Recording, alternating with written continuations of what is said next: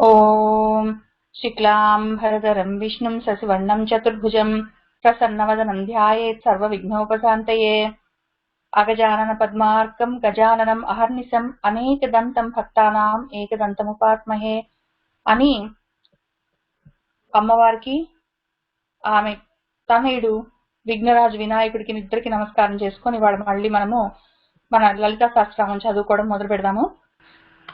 శ్రీ లలితా సహస్రనామ స్తోత్రంలో ముందు సంకల్పం చెప్పుకుంటున్నాం కదా. అస్య ఈ యొక్క శ్రీ లలితా సహస్రనామ స్తోత్ర మహామంత్రస్య ఇందులో ఏముందంటే వసిని ఆది వాగ్దేవతలు దీనికి ఋషులు. ప్రతి మంత్రానికి ఒక ఋషి ఉండాలి, ఋషి దర్శించి చెప్పాలి. ఋషి లేకుండా మంత్రాలు ఉండవు. ప్రతి మంత్రానికి ఒక ఋషి ఉంటాడు. దీనికి మాత్రం మన ఋషులు ఒక్కళ్ళు కాదు.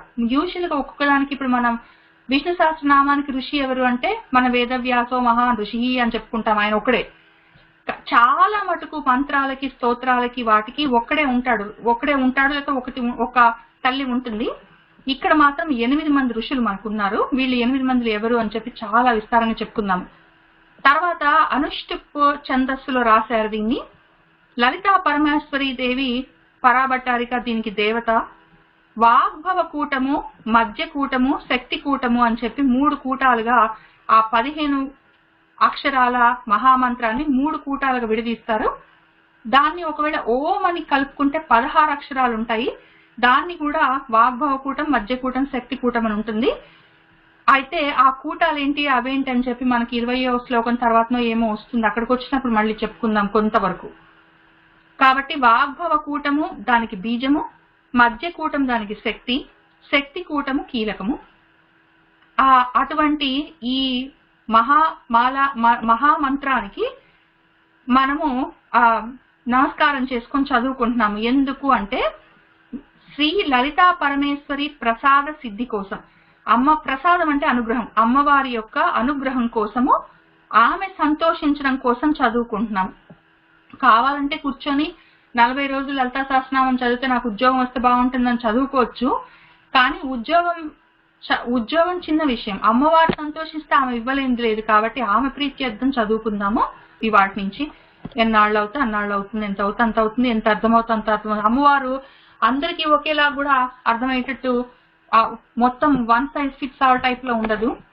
ఎవరి మానసిక స్థితిని బట్టి, ఆధ్యాత్మిక సాధనలో వాళ్ళ పరిస్థితిని బట్టి, వాళ్ళ జీవితం క్రమంలో వాళ్ళు ఎక్కడున్నారు బట్టి, ఎన్నో విషయాలను బట్టి ఒకే విషయము ఒక్కొక్కరికి ఒక్కొక్క రకంగా అర్థమవుతుంది. మనం అందరం ఒకటే చెప్పుకుంటూ ఒకటే వింటున్నా కూడా ఎవరికి ఎంత అర్థమవుతుందో, ఎవరికి ఎంత అవసరమో అంత తెలుస్తూ ఉంటుంది. కాబట్టి అంత తెలుసుకుంటూ మనము ముందుకు వెళ్తూ ఉందాము. మనకి ఒక 4 ధ్యాన శ్లోకాలు ఉన్నాయి, ఇవాళ వాటిని చూసుకుందాము. సింధూరారుణ విగ్రహాం త్రినయనాం మాణిక్య మౌళిస్ఫురత్తారానాయక శేఖరాం స్మితముఖీం ఆపీన వక్షోరుహాం పాణిభ్యామళిపూర్ణ రత్న చషకం రక్తోత్పలం బిభ్రతీం సౌమ్యాం రత్నఘటస్థ రక్త చరణాం ఝాయేత్ పరామంబికాం. ఇవన్నీ నేను కూర్చొని విడదీసి ముక్కలు చేశాను. మీ దగ్గర అంతా కలిపి ఉండిండొచ్చు, కాబట్టి కంగారు పడనవసరం లేదు. బేసిక్లీ ఇవన్నీ ఒక్కొక్క లైన్ కి 16 అక్షరాలే ఉండాలి, అది లెక్క. కానీ నేనే కావాలని విడదీశాను మన కోసం అని చెప్పి. కామాలు పెట్టిన చోట ఆ నామం అయిపోయిందని అర్థం. సింధూర అరుణ విగ్రహం. సింధూరం అంటే ఎర్రటి కుంకుమ వంటి విగ్రహం. ఆమె శరీరం అంతా ఎర్రగా ఉంటుంది. ఎర్ర ఎందుకు ఉంటుంది అంటే మరి ఎరుపు సృష్టికి మూలం కదా.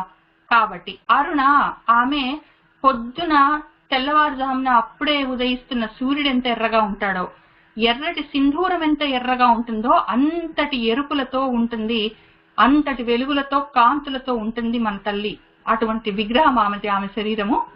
త్రినయన, 3 కన్నులతో ఉంటుంది. సూర్యుడు, చంద్రుడు, ఆ అగ్ని ఆ 3 కళ్ళు అని చెప్పుకుంటారు. లేదా ఆమె ఈ బ్రహ్మ విష్ణు మహేశ్వరులు ఆమె 3 కళ్ళని చెప్పుకుంటారు. లేదా త్రి అన్నదానికి కనీసం ఒక 30-32 రకాల విషయాలున్నాయి. అందుకే ఆమె త్రిపురేసి, త్రిపురమాలిని, త్రిపుర సుందరి అని ఎందుకు ఇన్ని త్రితోటి ఎందుకున్నాయి, ఆయన ఎందుకు త్రిపురాంతకుడు, అవన్నీ కూడా మనం చెప్పుకుంటూనే ఉంటాము. కాబట్టి ఇక్కడికైతే త్రినయన, సూర్య చంద్ర అగ్ని అగ్నులనే 3 ముఖములతో కళ్ళతో ఉన్నది అని చెప్పి మనం చెప్పుకుంటూ, ఆమె మాణిక్య మౌళిస్ఫుర తారానాయక శేఖరాం. మాణిక్యములు 12 రకాల ద్వాదశాదిత్యులని 12 మంది ద్వాదశాదిత్యులని ఆమె పెద్ద కోటిరం, పెద్ద కిరీటం ఉంటుంది ఆమెకు తలపైన. అన్ని పైన ఒకదానిపైన ఒకదానిపైన ఒకదానిపైన ఒకదానిపైన 12 పేర్చినట్టు ఉంటుంది అందమైన కిరీటం ఆమెది. అటువంటి మాణిక్యములతో ఎర్రటి రూబీ స్టోన్స్ తోటి ఉన్నదనుకోవచ్చు. ఆ ఒక్కొక్క మాణిక్యం ఒక్కొక్క ఆదిత్యుడు అనుకోవచ్చు. అటువంటి మౌళి ఆమె జుట్టు జడ వేసుకొని, ముడి వేసుకొని, దానికి పూలు పెట్టుకొని, ఆ పైన ఆ కిరీటం పెట్టుకుంది. అది స్ఫురత్ వెలిగిపోతూ ఉన్నది. అట్లా వెలిగిపోతున్న ఆమె యొక్క ఈ తలపైన పెట్టుకున్న కిరీటము, దానికి పైగా తారానాయకుడు చంద్రుడు, చంద్రరేఖ ఒకదాన్ని పెట్టుకున్నది. శేఖరం అంటే పైన ఉన్నది అని, చివర్ణ అంచులో ఉన్నది, పైన ఉన్నది, తలపైన ఉన్నది అని. కాబట్టి ఒక పెద్ద ఈ కిరీటము, కిరీటానికి అందమైన ఆ మాణిక్యాలు పొడిగి ఉన్నాయి, అవి మెరుస్తూ ఉన్నాయి, ఎర్రటి రత్నాలు. పైగా ఈ తారానాయకుడిని పెట్టుకుంది. అది కూడా సన్నటి నెలవంక ఉంటుంది, ఒక్కటే కళ. ఎందుకు ఒక్క కళ ఉంటుంది? కావాలంటే మొత్తం చంద్రుడిని తెచ్చుకొని రౌండ్ గా పెట్టుకోవచ్చు కదా, ఎందుకు ఆమె ఒకటెందుకు పెట్టుకుందని చెప్పి దాని గురించి కూడా చెప్పుకుందాము. ఆమె స్మితముఖి, నవ్వుతూ ఉంటుంది ఎప్పుడు. ఆమె కోపం అనేది ఉండదు తల్లికి. ఆపీన అంటే బాగా ఎత్తుగా బలంగా ఉన్న వక్షోరుహాం, ఆమె వక్షస్థలము. ఎందుకంటే మనందరినీ మరి కాపాడి రక్షించి నిలబెట్టాలి కాబట్టి. తర్వాత ఆమె పాణిభ్యాం, ఆమె చేతిలో అళిపూర్ణ రత్న చషకం, ఒక చషకం అంటే గిన్నె ఉన్నది, బంగారపు గిన్నె. ఆ బంగారపు గిన్నెకి రత్నాల తాపడం చేశారు. ఆ గిన్నె, బంగారపు గిన్నె చుట్టూ రత్నాలతో రకరకాలుగా అందంగా పొదిగబడి ఉన్న ఆ గిన్నెలో మొత్తం ఇట్లా చూడంగానే ఏమి కనిపిస్తున్నాయంటే, అళి అళి అంటే ఈ ఏమంటారు, తేనెటీగలు పూర్ణంగా నిండి ఉన్నాయి. ఆమె చేతిలో ఒక రత్నాలు తాపడం చేసిన గిన్నె ఉంది. గిన్నె నిండా అన్ని ఈ చూడగానే నల్లగా జుమ్ అనుకుంటూ ఇవే ఉన్నాయి. ఎందుకున్నాయంటే అందులో మరి అమృతం ఉందో, తల్లి మనకు పాయసం పెడుతుందో, ఏం పెడుతుందో ఆ గిన్నె నిండా ఉంది. దాని మీద ఈ మొత్తం తుమ్మెదలందరూ అన్ని వాలయ్యి అది కనిపిస్తుంది మనకి. ఇంకొక చేయితోటి తల్లి రక్తోత్పలం, ఒక ఎర్రటి ఉత్పలం అంటే తామర పువ్వు పట్టుకొని ఉంది.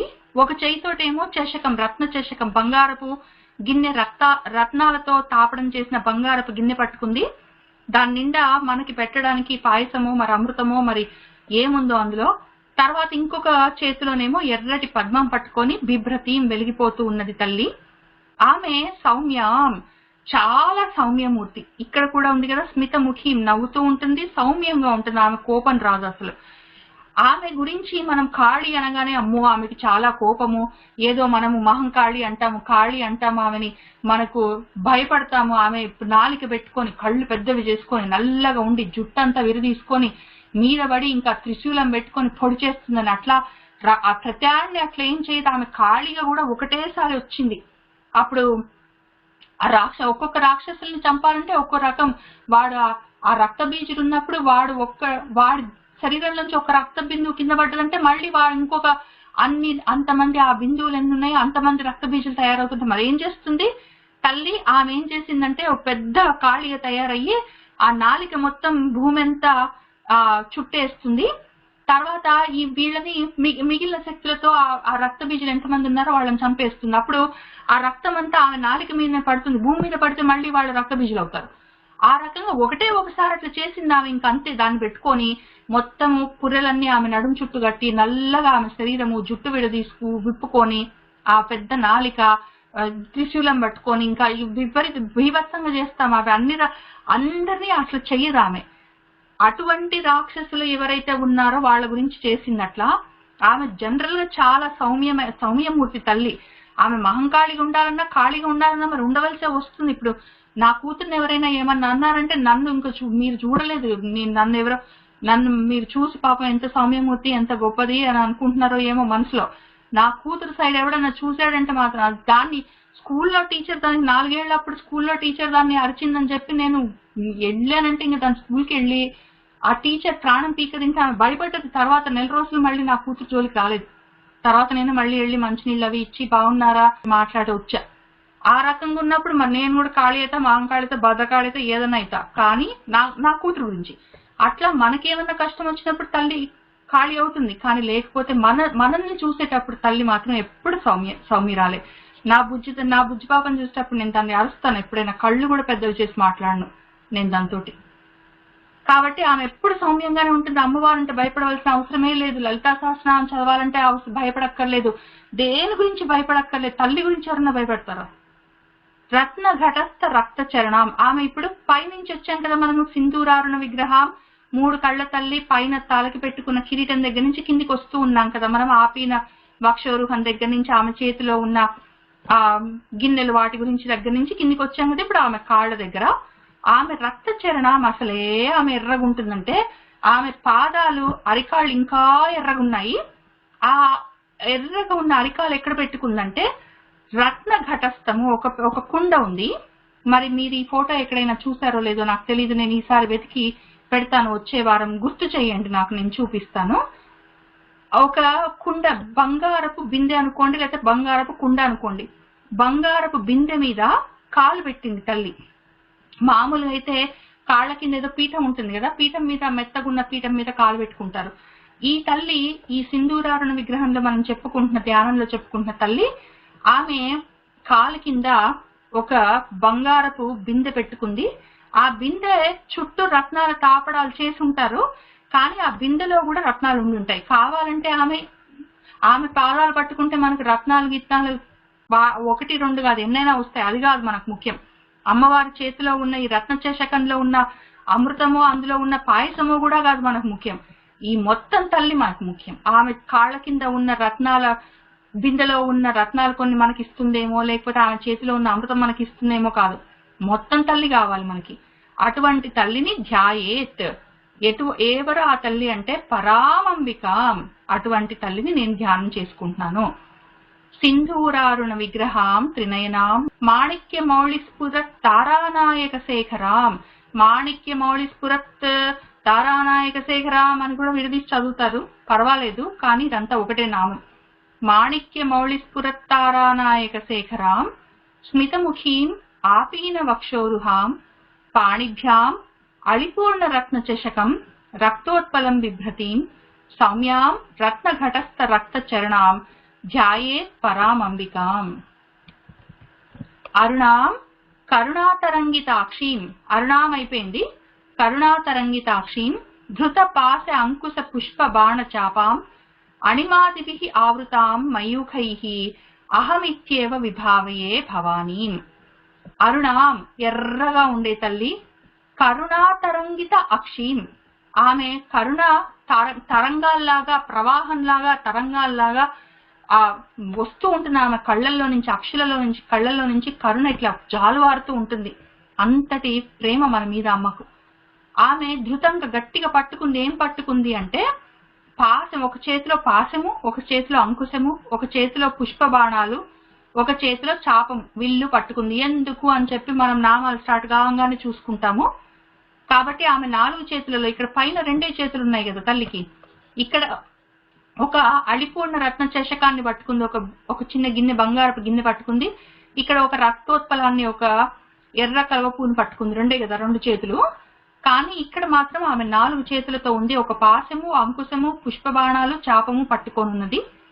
ఆమె చుట్టూ అణిమాదిభిః ఆవృతాం మయూఖైః. మయూఖములు అంటే కాంతి కిరణాలు, కిరణాల్లాగా ఆమె చుట్టూ ఆవృతాం. ఆమె చుట్టూ ఏముంటాయంటే అణిమాది అష్టసిద్ధులు ఉంటాయి. మనం అణిమ, గరిమ, లగిమ అవన్నీ చూసుకున్నాం కదా నిన్న.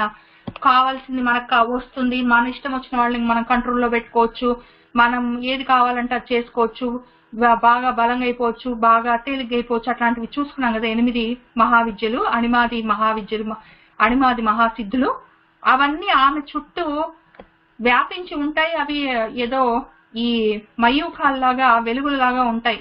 కాబట్టి ఆమె దగ్గరికి వెళ్తే ఇవన్నీ ఆమె కాళ్ళ దగ్గర ఉన్న రత్నాలు, ఆమె చేతుల్లో ఉన్న ఏదో రత్న చషకంలో ఉన్న ఆ పాయసమే కాదు, ఆమె దగ్గరికి వెళ్తే ఈ అణిమాది మహావిద్యలన్నీ ఈజీగా వచ్చేస్తాయి. కానీ ఆ తల్లి ఎక్కడుందో తెలుసా? ఫైనల్ గా అహం ఇతి ఏవ విభావయే, అహం నాలోనే విభావయే వెలుగుగా ఉన్నది. కాబట్టి నేను ఎక్కడికో వెళ్ళి ఆమె కాళ్ళలో చేతిలో పట్టుకోక్కర్లేదు, ఆమెనేదో నాకు కావాలని అడగక్కర్లేదు. నేను ఇక్కడ కూర్చొని మాట్లాడుతూ ఉన్నాను అంటే ఆ విభూతి ఎవరు? నేను ఇక్కడ కూర్చొని మాట్లాడుతున్నానంటే నా మాట్లాడే శక్తి ఎవరు? శక్తి అంటే ఎవరు? మనం శక్తి గురించే చెప్పుకుంటున్నాం.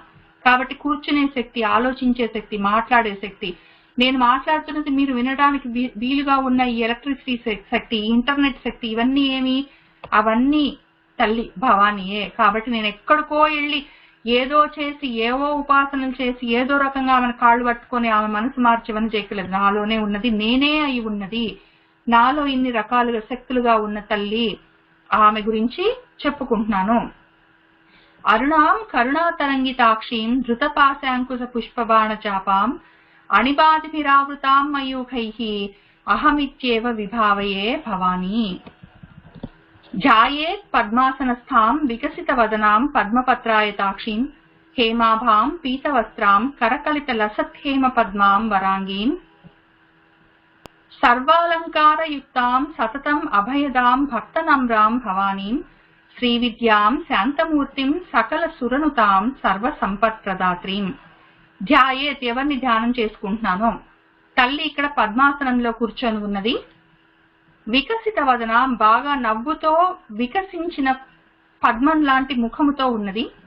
పద్మపత్రాయతాక్షి, కళ్ళు కూడా పద్మాల్లాగా ఆయతంగా విశాలంగా ఉన్నాయి.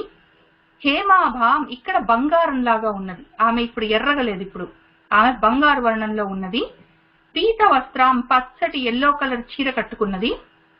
కరకలిత, చేతిలో లసత్ వెలిగిపోతున్న హేమ బంగారపు పద్మాన్ని పట్టుకున్నది. బంగారపు పద్మం చేతిలో పట్టుకున్నది. ఇక్కడ అంతా బంగారపు తల్లి. వరాంగి, చక్కటి అందమైన శరీరం కలిగినది. సర్వ అలంకారయుక్తం, పైన తలకు పెట్టుకున్న కిరీటం దగ్గర నుంచి, చెవి కుండలాల దగ్గర నుంచి, మెళ్ళో హారాలు, భుజకీర్తులు, నడుముకు వడ్డాణం, వాటన్నిటితో పాటు గజ్జల వరకు మొత్తం సర్వాలంకారాలు పెట్టుకొని ఉన్నది.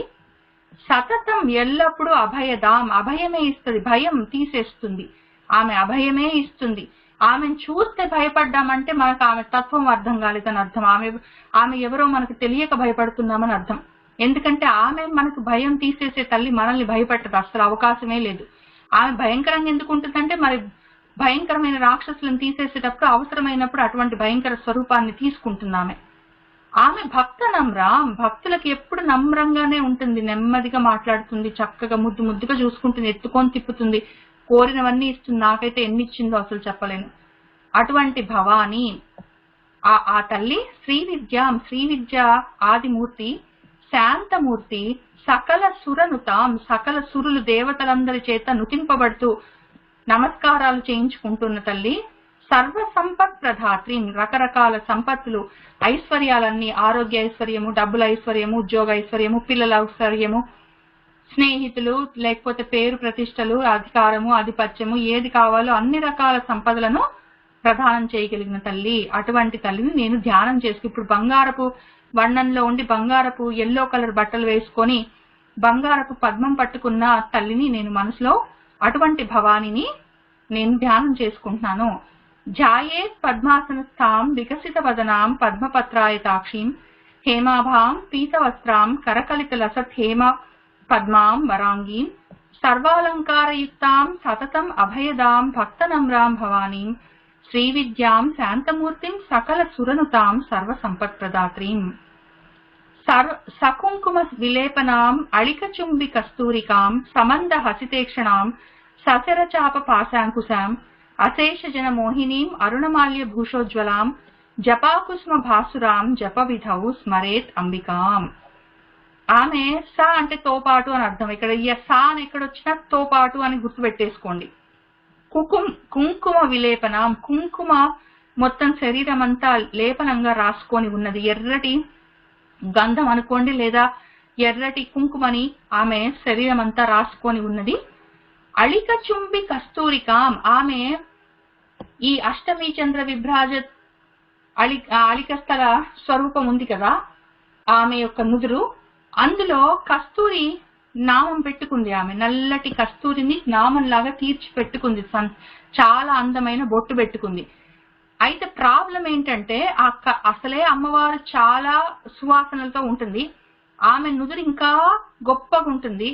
ఆ గొప్పదైన నుదురు మధ్యలో కస్తూరి తిలకాన్ని పెట్టుకున్నది. పెట్టుకునేసరికి ఏమైందంటే ప్రాబ్లము, అళికలు ఈ ఈ జుమ్మన్న తుమ్మెదలన్నీ వచ్చి చుంబిస్తున్నాయి ఆ కస్తూరిని, అమ్మవారి బొట్టుని. అవి ఈ తాకుతూ అవి ముద్దు పెట్టుకుంటున్నాయి, అక్కడి నుంచి మకరందాన్ని తీసుకుంటున్నాయి. కాబట్టి అమ్మవారి ముఖాన్ని చూస్తే అమ్మవారి అందమైన ముఖం మధ్యలో ఈ నుదురు పైన నుదురు మధ్యలో ఈ అందమైన కస్తూరి తిలకం కనిపించట్లేదు. కస్తూరి తిలకం కనిపించకుండా ఈ జుమ్ అని చెప్పి ఈ తుమ్మెదలే కనిపిస్తూ ఉన్నాయి. అంతటి సువాసనలు మొత్తం ప్రపంచం అంతటా వ్యాపింపజేస్తూ ఉన్నది తల్లి. అళిక చుంబి కస్తూరిక విసురుకోవడానికి కూడా లేదు. పైగా అవి ఒకవేళ కిందికి వచ్చాయనుకోండి, మన పోతన గారు భాగవతంలో చెప్పినట్టు లక్ష్మీదేవిని చీర కొంగు పట్టుకొని ఆయన మన గజేంద్రుని రక్షించడానికి కూరుకుంటూ వస్తుంటే, అమ్మవారు కూడా అట్లానే పరిగెత్తుకుంటూ వస్తుంటే ఒక చోట ఆమె కళ్ళను చూసి తామర పూలు అనుకొని తామర పూలలో ఉన్న మకరందాన్ని తీసుకోవడం కోసం అని చెప్పి ఈ మొత్తం తుమ్మెదలన్నీ ఆమె కళ్ళ చుట్టూ ఉంటే తోలుకుంటూ వస్తుందంట. జరగండి అమ్మ జరగండి, ఇవి తామర పూలు కావు నా కళ్ళు అని చెప్పి చెప్పుకుంటూ రావాల్సి వచ్చిందని చెప్పి ఎంత అందంగా రాశారో పోతన గారు. అయితే ఆ మొత్తము ఆ ఏనుగుని రక్షించేది మొత్తము చదవవలసిందే, మళ్ళీ మనం చదువుకుందాం తప్పకుండా. కాబట్టి అళిక చుంబి కస్తూరికం. స అంటే తో పాటు, మంద హసిత ఈక్షణం. హసితం అంటే నవ్వు, ఈక్షణములు అంటే కళ్ళు, మందము అంటే కొద్దిగా నవ్వుతున్న, చక్కగా నెమ్మదిగా నవ్వుతున్న కళ్ళతో ఉన్నది తల్లి. సా అంటే తో పాటు, శరము అంటే ఆ బాణాలు, చాపము అంటే విల్లు, పాశము అంకుశము పట్టుకొని ఉన్నది. ఎందుకు అని చెప్పుకుందాం, మళ్ళీ మీకు తెలిసే ఉంటుంది కానీ మళ్ళీ చెప్పుకుందాము. అశేష జన మోహిని. శేషము అంటే ఒక్కళ్ళు కూడా మిగిలిన, ఆమె గురించి తెలిసిందంటే మాత్రము ఏ జనమైనా సరే మోహింపబడతారు ఆమె అటువంటి తల్లి. అరుణమాల్య ఎర్రటి మాలలు పెట్టుకుంది, మళ్ళీ ఇక్కడ భూషణాలు పెట్టుకుంది, ఉజ్వలంగా వెలిగిపోతూ ఉన్నది. ఆమె జపాకుసుమాలు అంటే మందార పూలలాగా ఆ రంగులో భాసురములతో వెలుగులతో వెలిగిపోతూ ఉన్నది. ఎర్రటి మందార పూల వంటి ఎర్రటి ఎరుపుతో వెలిగిపోతూ ఉన్నది. అటువంటి తల్లిని జపం చేస్తూ ఆ విధిలో నేను స్మరిస్తూ ఉన్నాను అటువంటి అంబికను తల్లిని. సకుంకుమ విలేపనాం అళిక చుంబి కస్తూరికాం సమంద హసితేక్షణాం ససర చాప పాశాంకుశాం అశేష జన మోహినీం అరుణమాల్య భూషోజ్వలాం జపాకుసుమ భాసురాం జప విధౌ స్మరేత్ అంబికాం. సంకల్పంని ఒకసారి చూసుకొని అందులో ఉన్న కొద్ది విషయాలు కొంచెం వరకు చెప్పుకుందాం. ఎందుకంటే మళ్ళీ ఇవన్నీ విషయాలు మనము నామాల్లో చెప్పుకుంటూ వెళ్తాము కాబట్టి ఇక్కడ కొద్దిగా చెప్పుకుందాము. అందులో నేను మీ అందరికి ఒక విషయం చెప్తున్నాను. ఇది నా సొంత కాపీ, నేను రాసుకుంటున్నాను కూర్చొని తప్పులు లేకుండా కరెక్షన్స్ చేసుకుంటూ. పోయిన వారం నేను మీకు చూపించినప్పుడు ఇక్కడ పరత్తను ఉండే, ఇక్కడ అలిపూర్ణలో దీర్ఘం లేకుండా ఉండే, అట్లాంటివి కొద్ది తేడాలు ఉండే, అవి కూడా మళ్ళీ కరెక్షన్స్ చేసుకొని తయారు చేసుకున్నాను. కింద నామాల్లో మాత్రం తప్పులు లేకుండా ఉండాలని కొన్ని సంవత్సరాల తరబడి చాలా రీసెర్చ్ చేసి రాసుకున్నవన్నీ ఉన్నాయి. నేను మళ్ళీ ఇంకా చూస్తూనే ఉంటాను ఆ స్పెల్లింగ్ మిస్టేక్స్ లేకుండా, కాబట్టి ఉపయోగానికి ఉంటుంది అని చెప్పి. కాబట్టి ఇవాళ మళ్ళీ మనం ఈ స్తోత్రం, ఈ సంకల్పంలో ఉన్నది ఒకసారి చూసుకొని వెళ్దాము.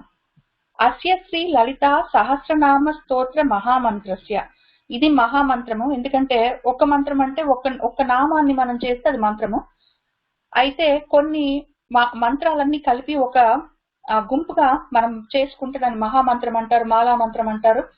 అటువంటి మంత్రాల సమూహాన్ని మనం చదువుకుంటున్నాము.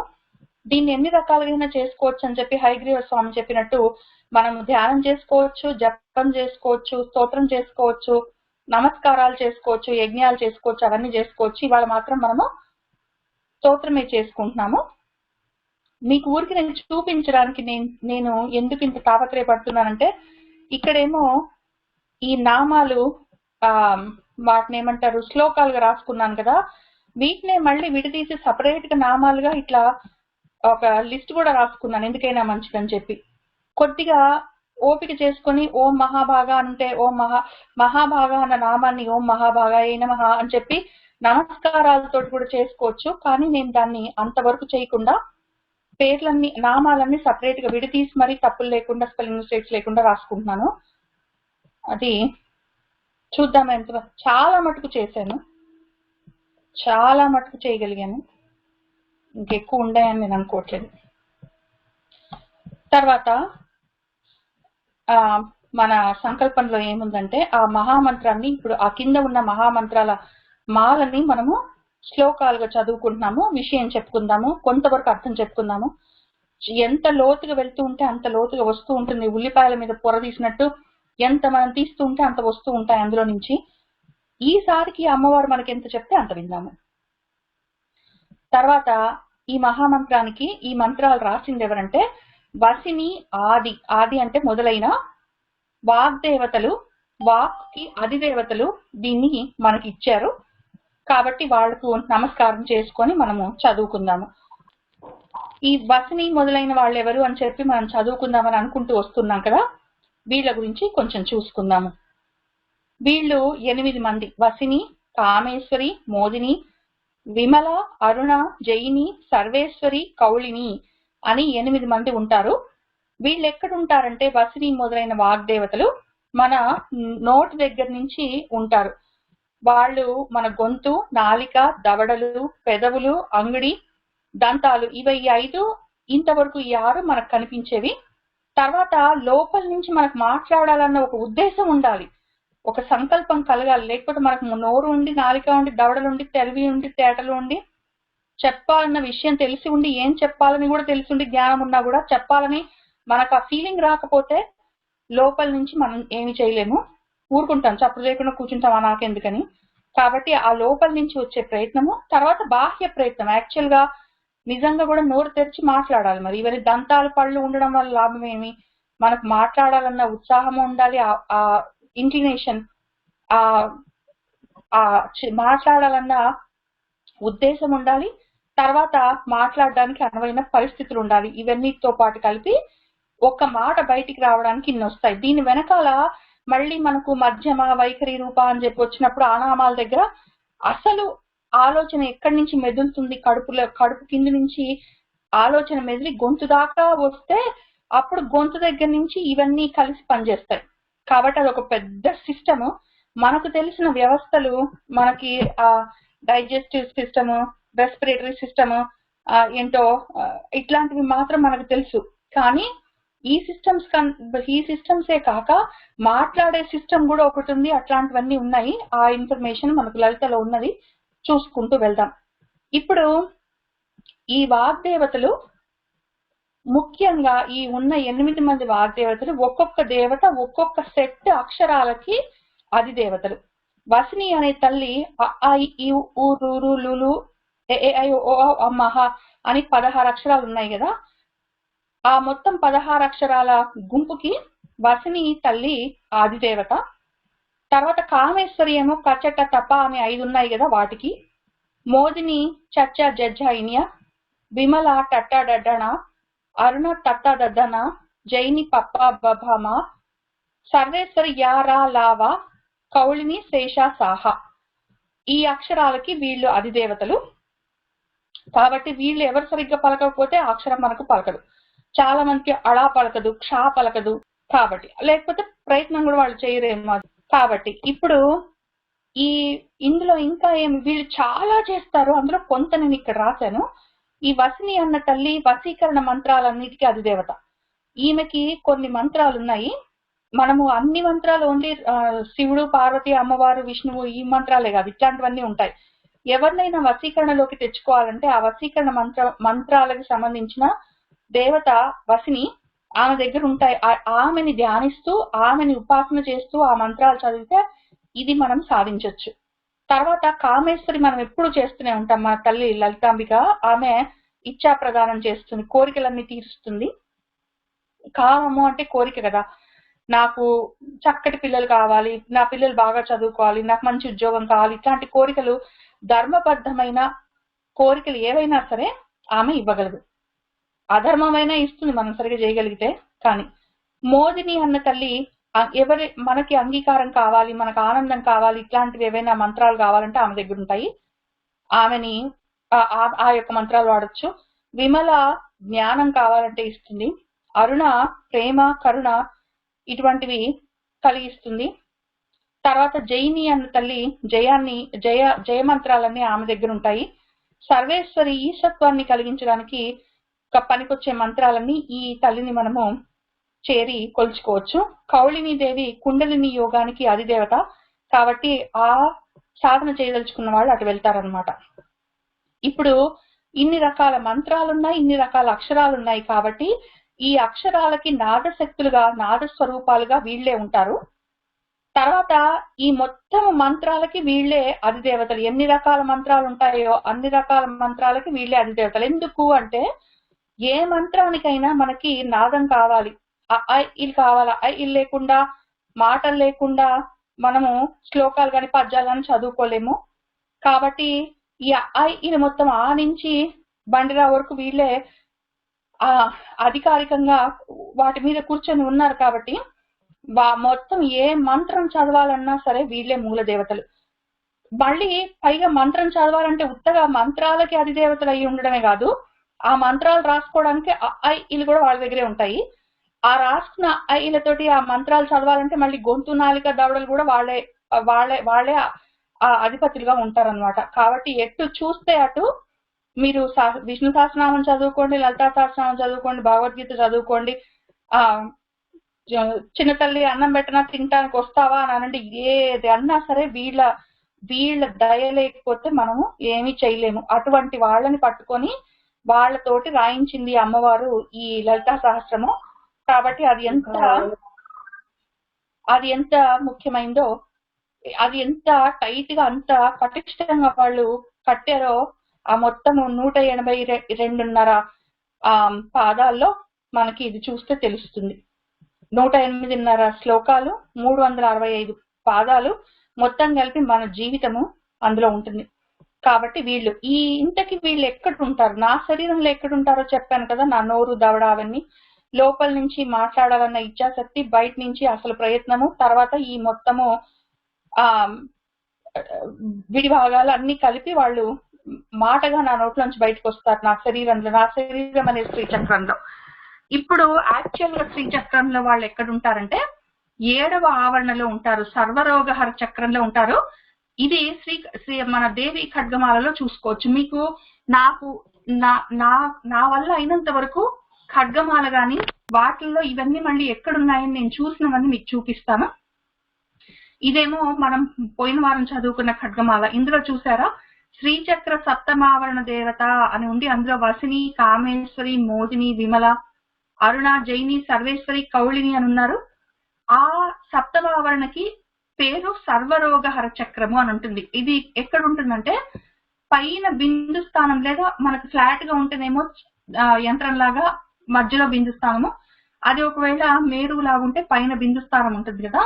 ఆ బిందు స్థానం కింద వెంటనే 3 భుజాలతో త్రిభుజం ఉంటుంది.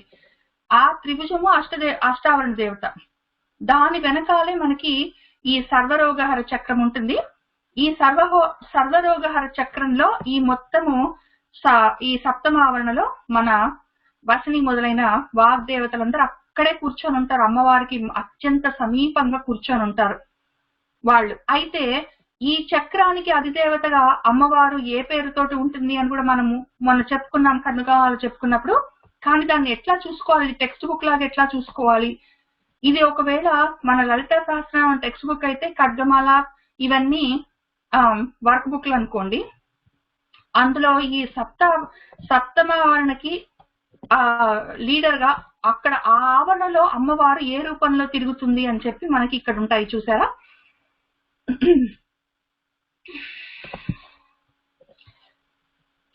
ఈ త్రిపుర సుందరి, త్రిపురేసి ఇవన్నీ ఈ ఒక్కొక్క పేర్లు ఒక్కొక్క చోటు ఉంటాయి. ఇది 7వది చూసారు ఇక్కడ, త్రిపుర సిద్ధి. 1, 2, 3, 4, 5, 6, 7వది సప్తమావరణకి త్రిపుర సిద్ధి అని ఉంటుంది అమ్మవారు. ఆమెనే త్రిపుర సిద్ధాంబ అని కూడా అంటారు, ఆమెనే త్రిపుర సిద్ధ్యాంబ అని కూడా అంటారు. ఆమెని ఆ తల్లి ఈ త్రిపుర సిద్ధి మన ఆ 7వ ఆవరణకి అమ్మవారిగా అక్కడ తిరుగుతూ ఉంటుంది తల్లి. ఆమె త్రిపుర సిద్ధిదేవి. దాని పేరు సర్వరోగహర చక్రము. అక్కడ వీళ్ళందరూ ఉంటారు. వాళ్ళు అది మన వసిని మొదలైన వాగ్దేవతల యొక్క ఇన్ఫర్మేషన్. ఇప్పుడు ఇంతకన్నా ఎక్కువ మనం చెప్పుకోవడం అవసరం ఉన్నప్పుడు మళ్ళీ చెప్పుకుందాము. అది కాబట్టి వసిని ఆది వాగ్దేవతలందరూ కలిసి ఋషులుగా ఉండి ఈ మొత్తం స్తోత్రాన్ని వాళ్ళు మనసులో దర్శించి అది మనకు ఇచ్చారు. ఆ మహామంత్రాల ఆ ప్రోతని మనం దాన్ని చదువుకుంటున్నాము. ఇది మొత్తం అనుష్టుప్ ఛందస్సులో రాశారు. చెప్పుకుంటూనే వస్తున్నాము. 32 అక్షరాలు ఉంటాయి, 2 పాదాలు, ఒక్కొక్క పాదానికి 16 అక్షరాలు చొప్పున. దీనికి లలితా పరమేశ్వరి పరాభట్టారిక దేవత. లలిత అని ఆమెను ఎందుకంటారంటే చాలా హై లెవెల్లో చూసుకుందాం మనము. 3 రకాల భాష్యాలు ఉన్నాయి లలిత అన్న పేరుకి. లలితంగా లాలిత్యంగా ఉంటుంది. తల్లి తిట్టుకుంటూ కొట్టుకుంటూ మొహం మార్చుకొని విసుక్కుంటూ మనల్ని చూసుకోదు. నవ్వుతోటే మనల్ని పోషిస్తూ ఉంటుంది. ఆమె నవ్వులతోటే ఆమె మనల్ని స్థితి చేస్తూ ఉంటుంది. కాబట్టి ఆమె లలిత. రెండో అర్థం ఏంటంటే లలిత అన్నదానికి అర్థము లోకాతీతమైన లాలిత్యము. లోకాతీతమైన ఏదైనా ఉందనుకోండి, లోకాతీతమైన శక్తి, అది లలిత. ఆ లలితకి మీరు చీరగట్టైనా కూర్చోబెట్టండి, 4 చేతులైనా ఇవ్వండి, త్రిశూలమైనా ఇవ్వండి, ఏదైనా సరే మొత్తము బ్రహ్మాండాలంతా నిండిపోయి ఉన్న ఒక పరమేశ్వర పదార్థము, దాన్ని దాటి కూడా పోయి ఉన్నది లోకాతీతమైనది ఏదైతే ఉందో అది లలిత. ఆ విషయం గురించి మనం చెప్పుకుంటున్నాము. తర్వాత లలిత అంటే మనకి లాలిత్యం అని చెప్పుకున్నాం. ఇంకొకటి ఏంటంటే మూడో అర్థము లలితము అంటే ఆనంద స్వరూపము. ఆనంద స్వరూపం ఎందుకంటే మనకు కరడుగట్టిన జ్ఞానము ఆనందాన్ని విపరీతమైన ఆనందాన్ని ఇస్తుంది. అటువంటి లోకాతీతమైన లావణ్యం ఏదైతే ఉందో సౌందర్యము, ఆ సౌందర్యాన్ని మనము ఆనందం అంటాము. మనకి యాక్చువల్ గా మనము జ్ఞానము, సౌందర్యము, ఆనందము అని 3 వేరే వేరే పేర్లుండి 3 వేరే వేరే అర్థాలు మనం చెప్పుకుంటున్నా కూడా మనకి ఆ మూడింటికి అర్థం ఒకటే. లోకాతీతమైన ఆనందము, ఆనంద స్వరూపం ఏదైతే ఉందో అది సుందరము. కాబట్టి ఆమె సౌందర్యాన్ని అంత మనం చెప్పుకుంటూ ఉంటాము. అందుకే మన ఆంజనేయ స్వామిని కూడా మనము సుందరుడు అని పిలుస్తాం. అందుకే దానికి సుందరకాండ అని కూడా పేరు కూడా ఉంది. కాబట్టి ఆ 3 రకాలుగా తల్లి లలితా పరమేశ్వరి.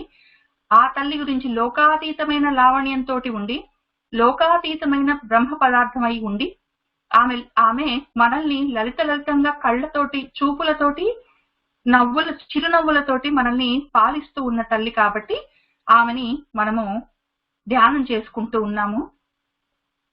దీనికి వాగ్భవ కూటం అనేది బీజము, మధ్య కూటము లేదా దాన్ని కామరాజ కూటం అని కూడా అంటారు, అది దాని శక్తి కూటం అనేది కీలకం. ఈ 3 ఏంటో కొద్దిగా చూసుకుందాం, ఎందుకంటే మనకి నామాలు కూడా వస్తాయి, అక్కడ మళ్ళీ చూసుకుంటాం ఎట్లయినా కూడా. వాగ్భవ కూటమేమో మనకు కింద మూలాధార చక్రం దగ్గర ఉంటుంది. ఇది పంచదశి 15 అక్షరాల మహామంత్రము.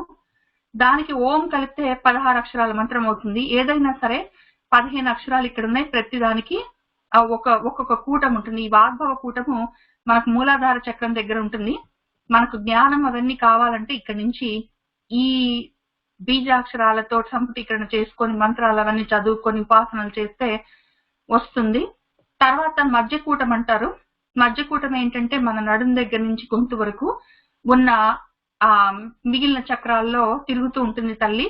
మనకు కోరికలు తీరడానికి, డబ్బులు కావాలి, ఈ అర్ధకామ మోక్షాల్లో, జ్ఞానార్ధకామ మోక్షాల్లో ఈ 2 తీరడానికి ఇక్కడ ఉన్న ఈ బీజాక్షరాలతోటి మనము ఉపాసన చేసుకోవచ్చు. తర్వాత శక్తికూటం, మోక్షం కావాలంటే పైన సహస్రార కమలము, అవి దాని బీజాక్షరాలు ఉన్నాయని చెప్పగలను. వాటిని ఎట్లా ఉపయోగించుకోవాలో నాకు తెలియదు, నేను నేర్చుకోలేదు. నాకు చదువుకొని ఆనందించి ఆ ఆనందంతో అమ్మవారిని చేరడం ముఖ్యము.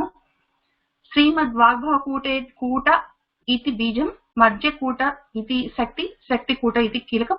శ్రీ లలిత మహా త్రిపుర సుందరి. ఈమె త్రిపుర సుందరి అని ఎందుకు చెప్పుకుంటాము ఆమె సుందరి ఎందుకో మనం చెప్పుకున్నాం కదా, కరడుగట్టిన ఆనంద స్వరూపము, కరడుగట్టిన జ్ఞాన స్వరూపము, దాన్ని సుందరము అంటారు. అదే సౌందర్యము. ఇంకా అంతటి ఆనందము, అంతటి జ్ఞానము తప్ప అంతకన్నా కొంచెం తగ్గినా కూడా అది సౌందర్యం కాదు మనకి. కాబట్టి అటువంటి సుందరి గురించి, అటువంటి సౌందర్యం గురించి, లోకాతీతమైన సౌందర్యం గురించి మనం చెప్పుకుంటున్నాం. అంతవరకు ఇక్కడ లలిత దగ్గర చెప్పుకున్నాం కదా. ఈ త్రిపురం అంటే ఏంటో ఒకసారి చూసుకుందాము. మన జీవితం మొత్తము త్రిపురాల్లోనే తిరుగుతూ ఉంటుంది, రకరకాల త్రిపురాల్లో తిరుగుతూ ఉంటుంది, ఒక్క రకం త్రిపురం కాదు. నేను కొన్ని చెప్తాను, మిగిలిన మీకు తొందరగా అర్థమవుతాయి, మీకే సొంతంగా తెలుస్తాయి. ఒకటి 3 కాలాలు అనుకోండి, నిన్న ఇవాళ రేపు అని 3 అంటే 3 పురములు అంటే వరుసలో ఉన్నవి విషయం అనుకుందాం. కాబట్టి ఆ 3 పురాల్లో నిన్న ఇవాళ రేపు. తర్వాత 3 శరీరాలు ఉంటాయి మనకి, స్థూల సూక్ష్మ కారణ శరీరాలు అని చెప్పి ఉంటాయి. ఈ శరీరాల గురించి నేను మళ్ళీ చెప్తాను, మళ్ళీ తప్పకుండా త్రిపురలో ఇంకోసారి డిస్కస్ చేసుకుందాము. స్థూల శరీరం అంటే ఇప్పుడు మీనాగా నన్ను మీరు వీడియోలో వాటిలో చూసే నా ముఖం ఏదైతే ఉందో అది స్థూల శరీరము. తర్వాత దాని లోపల సూక్ష్మ శరీరం ఉంటుంది, దాని లోపల కారణ శరీరాలు ఉంటాయి. ఇవి ఓన్లీ మన వేదాల్లో రాశారు, మన ఋషులు పంచలు కట్టుకొని వాళ్ళకి ఏం తెలియక రాశారని అనుకోవద్దు. ఇంగ్లీష్ లో కూడా సేమ్ ఉంటాయి. వీటిని గ్రాస్ బాడీ అంటారు స్థూల శరీరాన్ని. తర్వాత అందులో ఉన్న సూక్ష్మ శరీరాన్ని ఏస్ట్రల్ బాడీ అంటారు. తర్వాత అందులో ఉన్న మన దాని లోపల ఉన్న కారణ శరీరాన్ని క్యాజువల్ బాడీ అంటారు. ఈ 3 ఉంటాయి. మీరు ఈ విషయాల్ని ఇంగ్లీష్ మూవీస్ లో కూడా తీస్తుంటారు. మీరు ఎప్పుడైనా చూసారా? మార్వెల్ మూవీ చూసారా? ఈ మధ్యన వచ్చింది డాక్టర్ స్ట్రేంజ్ అని. ఎవరైనా చూడండి, ఇవన్నీ చూస్తే ఎంత విజ్ఞానము, ఎంత ఆనందము. అసలు మన డాక్టర్ స్ట్రేంజ్ ని చూస్తే ఆయన పేరేంటి, లేకపోతే మన ఐరన్ మ్యాన్, ఇవన్నీ చూస్తే అసలు ఎంతో జ్ఞానం వస్తుంది. అయితే కానీ ఏంటంటే అందులో ఏస్ట్రల్ శరీరం గురించి అంటే అతను, ఐ డోంట్ వాంట్ స్పాయిలర్స్ ఇవ్వడం ఇష్టం లేదు, కానీ బేసిక్లీ ఆ స్థూల శరీరం దాటిన తర్వాత ఉన్న సూక్ష్మ శరీరం గురించి చాలా మటుకు అందులో ఉంటుంది. ఆయన న్యూరో సర్జన్. సో అట్లా ఉంటుందన్నమాట ఈ త్రిపురాలు. అవి 3 స్థూల సూక్ష్మ కారణ శరీరాలు. ఇవి తెలుసుకోవడం చాలా ముఖ్యం. యాక్చువల్లీ ఇప్పుడే నేను కొంచెం చెప్తాను, మీకు ఇంట్రెస్ట్ కొంచెము రుచి తెలుసుకోవాలన్న ఇంట్రెస్ట్ పెరగడానికి. ఒకవేళ ఆల్రెడీ ఉంటే ఉండిండొచ్చు, నేను మళ్ళీ చెప్తాను. ఈ స్థూల సూక్ష్మ కారణ శరీరాలు 3 ఉంటాయని అందరు చెప్పి బెదిరిస్తారు. అంటే ఏంటో కొద్దిగా చూద్దాము. ఇదంతా మనకి తెలుసు ఆల్రెడీ, మనము ప్రతిరోజు అనుభవిస్తూ ఉంటాము, ప్రతిరోజు కాకపోయినా మోస్ట్లీ.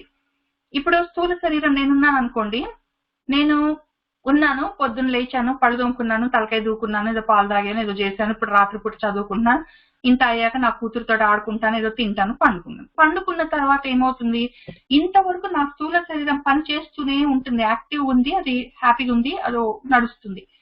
రాత్రిపూట అయినాక ఏమవుతుందంటే, నేను ఏదైనా ఒక మంచి మంచము, దానికో దుప్పటి అవన్నీ పెట్టి నేను లైట్లు ఆఫ్ చేసి తలుపులన్నీ వేసుకొని అన్ని అయ్యాక పడుకున్నాను అనుకోండి. అప్పుడు ఏమవుతుందంటే ఈ పని చేసి ఉన్న నా స్థూల శరీరం నిద్రపోతుంది. నిద్రపోయినప్పుడు ఆ రిపేర్ పనుల్లో ఉంటుంది అది. అప్పుడు ఏమవుతుందంటే నా లోపల ఇంకా ఈ సూక్ష్మము, తర్వాత మన కారణ శరీరాలు ఇంకా ఉన్నాయి కదా అందులో, అవి మేలుకునే ఉంటాయి. వాటికి నిద్ర రావాలని రూల్ ఏముంది? నేను నా శరీరం అలసిపోయినంత మాత్రాన అది నిద్రపోక్కలే కదా. అప్పుడు ఏమవుతుందంటే అవి మేలుకొనే ఉంటాయి. ఈ ఫస్ట్ ఆఫ్ ఆల్ వెంటనే ఇమీడియట్ గా ఉన్నది సూక్ష్మ శరీరం. అది యాక్టివ్ ఉంటుంది, దానికి పని లేదు పాట లేదు. అది ఎక్కడెక్కడ సామాన్లో తీసుకొచ్చి బొమ్మల్లాగా పెట్టుకొని కళల్లాగా చూపిస్తూ ఉంటుంది. అది ఏదో ఆడుకుంటుంటుంది. మనం ఇక్కడే కూర్చుంటాం, అది ఎక్కడో సముద్రం మధ్యలో ఒక పెద్ద కొండపైన గుడిలో ఏదో ఎప్పుడు చూడండి దేవుడు అంటది. లేకపోతే ఇక్కడ నుంచి ఇండియాకి వెళ్ళిపోయానంటది. లేకపోతే ఇండియా నుంచి ఆస్ట్రేలియాకి వెళ్తే అక్కడ ఒక పెద్ద డైనోసార్ కనిపించిందంట. దాని ఇష్టం వచ్చినట్టు ఆడుకుంటుంటుంది. ఈ కళలన్నీ చూపిస్తూ ఉంటుంది. కొన్ని నిజంగా జరిగినవి ఉంటాయి, కొన్ని దాని ఇష్టం వచ్చినట్టు ఆడుకుంటుంటుంది. కానీ ముఖ్యంగా మీకు తెలిసే ఉంటుంది, ఇవన్నీ గట్టిగా బయటికి మనం మాట్లాడుకోం కానీ ఈ ఒక్కొక్కసారి ఏమైతుందంటే బాత్రూమ్కి వస్తుంది అర్జెంటుగా. ఈ మన శరీరానికి ఏమో వెళ్ళాలి, అది మొత్తం బ్లాడర్ నిండిపోయింది వెళ్ళాలి, కానీ శరీరం ఏమో నిద్రపోయింది, అది లేవట్లేదు, దానికి తెలియట్లేదు.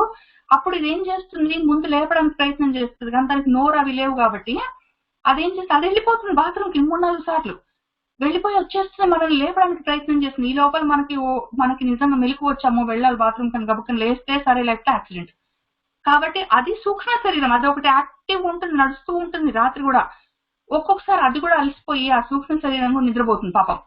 అది కూడా నిద్రపోయిన తర్వాత ఏమవుతుందంటే దాని ఇంకా లోపల మనకి ఇంకొక క్యాజువల్ బాడీ అని ఉంటుందని చెప్పుకుంటున్నాం కదా, కారణ శరీరం, అది ఉంటుంది అక్కడ పడి.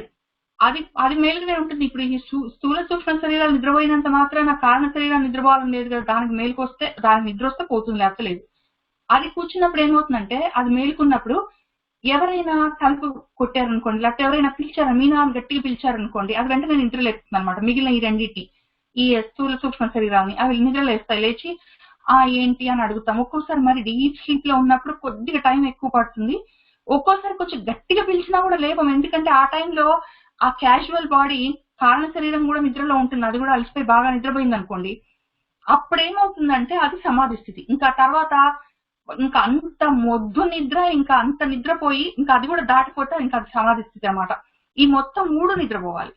ఈ స్థూల సూక్ష్మ కారణ శరీరాలు మొత్తము అన్ని రకాల వ్యాపకాలు మానేసి, అన్ని రకాల పనులు మానేసి, ఎక్కడొక్కడ వదిలిపెట్టి, మొత్తం ప్రళయంలో లయమైపోయి, అన్ని కలిపి ఒక ముద్ద అయిపోయి లయమైపోయి ఉండి, బయట బాహ్య ప్రపంచంతో సంబంధం లేకుండా ఉన్న సమయంలో ఉన్న పరిస్థితిని సమాధి స్థితి అంటాం. దాన్ని యోగులు ప్రాక్టీస్ చేస్తారు. మనకి అంత మనం ప్రాక్టీస్ చేయం, కానీ కొంతవరకు మనం నిద్రపోయినప్పుడల్లా ఈ మూడిట్లలో 3 గాని 2 గాని 1 గాని నిద్రపోతూ ఉంటాయి అన్నమాట. ఇవన్నీ మనకు ఏమంటారు, అనుభవంలోకి వస్తాయి, కానీ వీటి పేర్లు ఇవి ఇందుకు పనిచేస్తాయి అని మనకి తెలియదు అనమాట. అట్లా ఉంటుంది. అవి స్థూల సూక్ష్మ కారణ శరీరాలు. ఇప్పుడు మనము వెళ్ళిపోయినప్పుడు, శరీరం పడిపోయినప్పుడు ఏమవుతుందంటే, ముందు స్థూల శరీరం పడిపోతుంది. పడిపోయినాక స్థూల శరీరంలో 10 రకాల వాయువులు ఉంటాయి.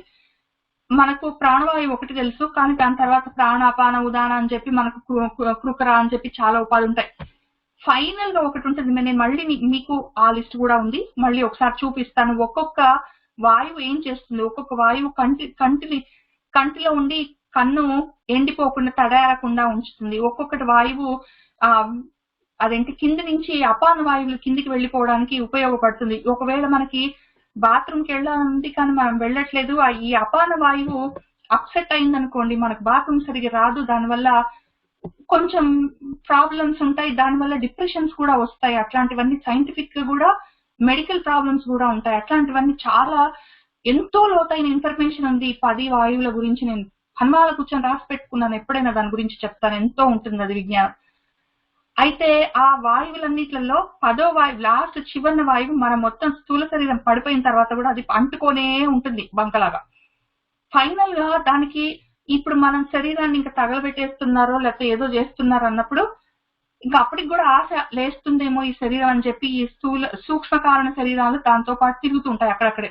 ఇంకా ఫైనల్ గా ఈ వాళ్ళు మంత్రాలు చదువుతారు ఒకవేళ శ్మశానంలో, అయినా కాకపోయినా పట్టమని చెప్పి ఆ 10వ వాయువు వదిలిపెట్టి వెళ్ళిపోయిన తర్వాత ఇంకా అయిపోయింది, ఇంకేముంది, ఇంకా వేస్ట్, మనకి ఈ శరీరం ఇంకా ఉపయోగం లేదని చెప్పి ఈ సూక్ష్మ శరీరం ఏం చేస్తుందంటే, ఆ కారణ శరీరం చేయి పట్టుకొని, నా వాసనలన్నీ ఉన్నాయి కదా, నేను చేసిన మంచి వచ్చాడు అటువంటివన్నీ తీసుకొని బాక్స్ లో ఆల్రెడీ మూట కట్టుకొని పెట్టుకున్నాయి కదా, కొన్ని మూటలు కట్టుకొని భుజాన్ని వేసుకొని, కొన్ని సూట్ కేసులో పెట్టుకొని సర్దుకొని, అవన్నీ తీసుకొని ఇంకెక్కడన్నా బాడీ దొరుకుతుందా అని బయలుదేరుతాయి అనమాట.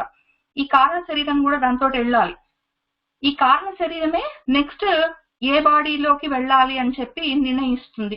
అంటే చాలా ఉంటుంది దగ్గర, మొత్తం గరుడ పురాణం ఇన్ఫర్మేషన్ అంతా అదే ఉంటుంది.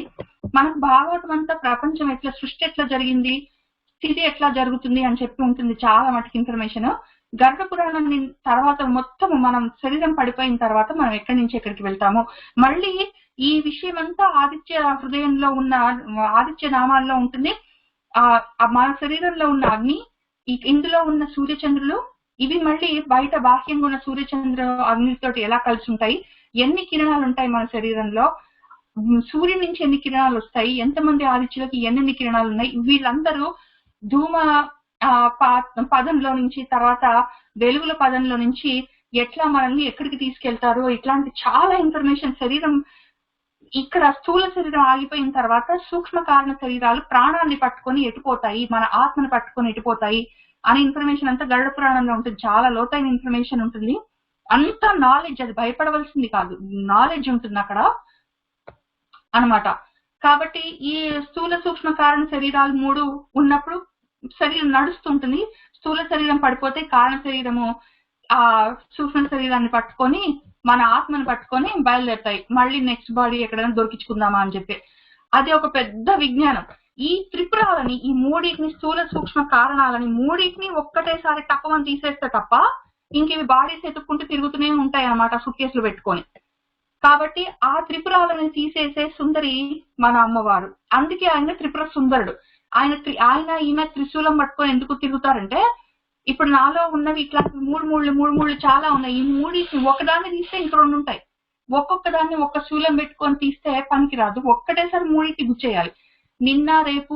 నిన్న ఇవాళ రేపు అన్న మూడింటిని ఒకటేసారి తీసేయాలి. స్థూల సూక్ష్మ కారణాలన్న మూడింటిని ఒకటేసారి తీసేయాలి. ఆ గుణాలన్నింటినీ, నాలో ఉన్న 3 త్రిగుణాలను ఒకటేసారి తీసేయాలి. ఎందుకంటే ఏదో సత్వగుణం పెంచుకుంటున్నాను అని అన్నా కూడా మిగిలిన రజోతమో గుణాలు కొద్దిగా ఉంటాయి మరి నాలో. మరి ఒకటి ఉందంటే ఏదో ఒక టైంలో, ఇప్పుడు నేను చదువుకుంటున్నాను, స్వాధ్యాయం చేసుకుంటున్నాను, మీతోటి కూర్చొని ఉన్నాను, సంతోషంగా ఉన్నానంటే నాలో కొంచెం సాత్విక గుణం ఎక్కువ ఉండి ఉంటుంది.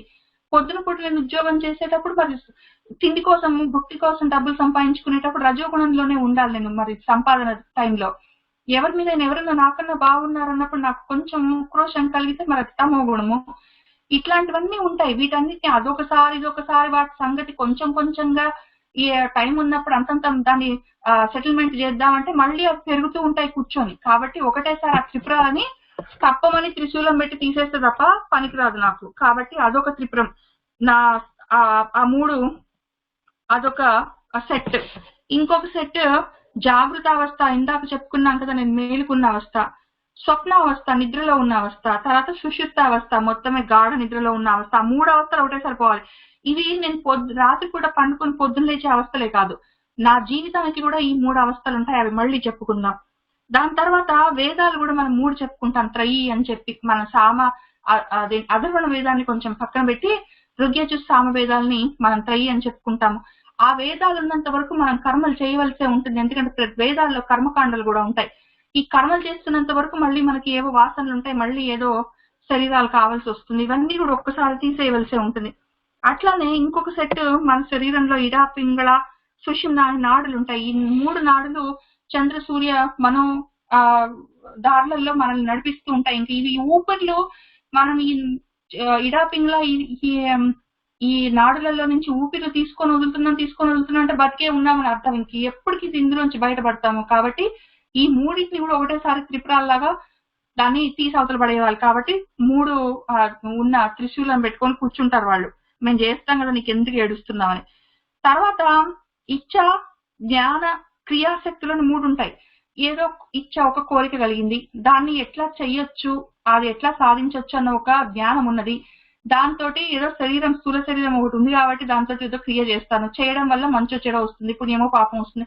ఇంక ఇవన్నీ ఆసక్తి ఉంటాయి. ఇంక నాకు ఇవన్నీ వద్దు, అసలు ఈ సంకల్ప శక్తులు అసలు వద్దే వద్దు. కాబట్టి ఇట్లాంటివన్నీ ఒక పెద్ద సెట్ ఉంది, ఒక పెద్ద లిస్ట్ ఉంది. ఆ లిస్ట్ లో ఒక్కొక్క దానికి 3 సెట్లు ఉన్నాయి. ఈ సెట్లన్నీ ఒకటేసారి తీసేసి అవతల పారేసి నన్ను మోక్షానికి తీసుకెళ్లగలిగింది కాబట్టి ఆమె త్రిపుర సుందరి అని. ఆ త్రిపురానికి చాలా ఇంకా ఎంత చెప్పుకుంటే అంత ఉంటుంది. కానీ అది స్థూలంగా హై లెవెల్లో ఆ త్రిపుర అన్నదానికి అర్థము. ఆ త్రిపురకి ఆమె సుందరి ఎందుకు అంటే, ఆమె వీటన్నిటిని తీసేసి మనకి అటువంటి కరడుగట్టిన జ్ఞానానంద స్వరూపంగా తల్లి మనల్ని అనుగ్రహిస్తుంది కాబట్టి ఆమె త్రిపుర సుందరి. ఇవన్నీ కాక సృష్టి స్థితి లయలను ఉన్నాయి, మనకి ఇంకా బోలెడు ఉన్నాయి, ఎంత చెప్పుకుంటే అంత ముందుకు వెళ్తాము.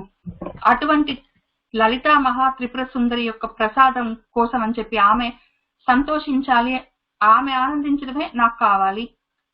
అది ఒక పార్ట్. సెకండ్ పార్ట్, అసలు ఇది చదువుతుంటే నాకు చాలా సంతోషంగా ఉంది, తెలిసినంత జ్ఞానం కలుగుతూ ఉన్నది, రుచి పెరుగుతున్నది, నా గురించి నాకు తెలుస్తూ ఉన్నది, ప్రపంచాన్ని గురించి తెలుస్తూ ఉన్నది.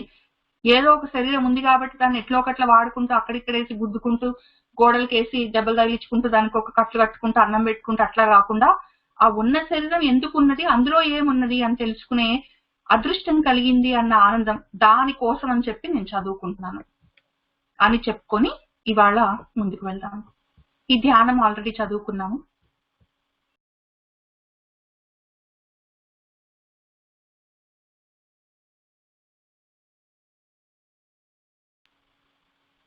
సరే, మనము నామాల్లోకి వెళ్ళిపోతున్నాము. ఇంక వాళ్ళ నుంచి నామాల్లోకి వెళ్లే కన్నా ముందు కథ చెప్పుకుందాము.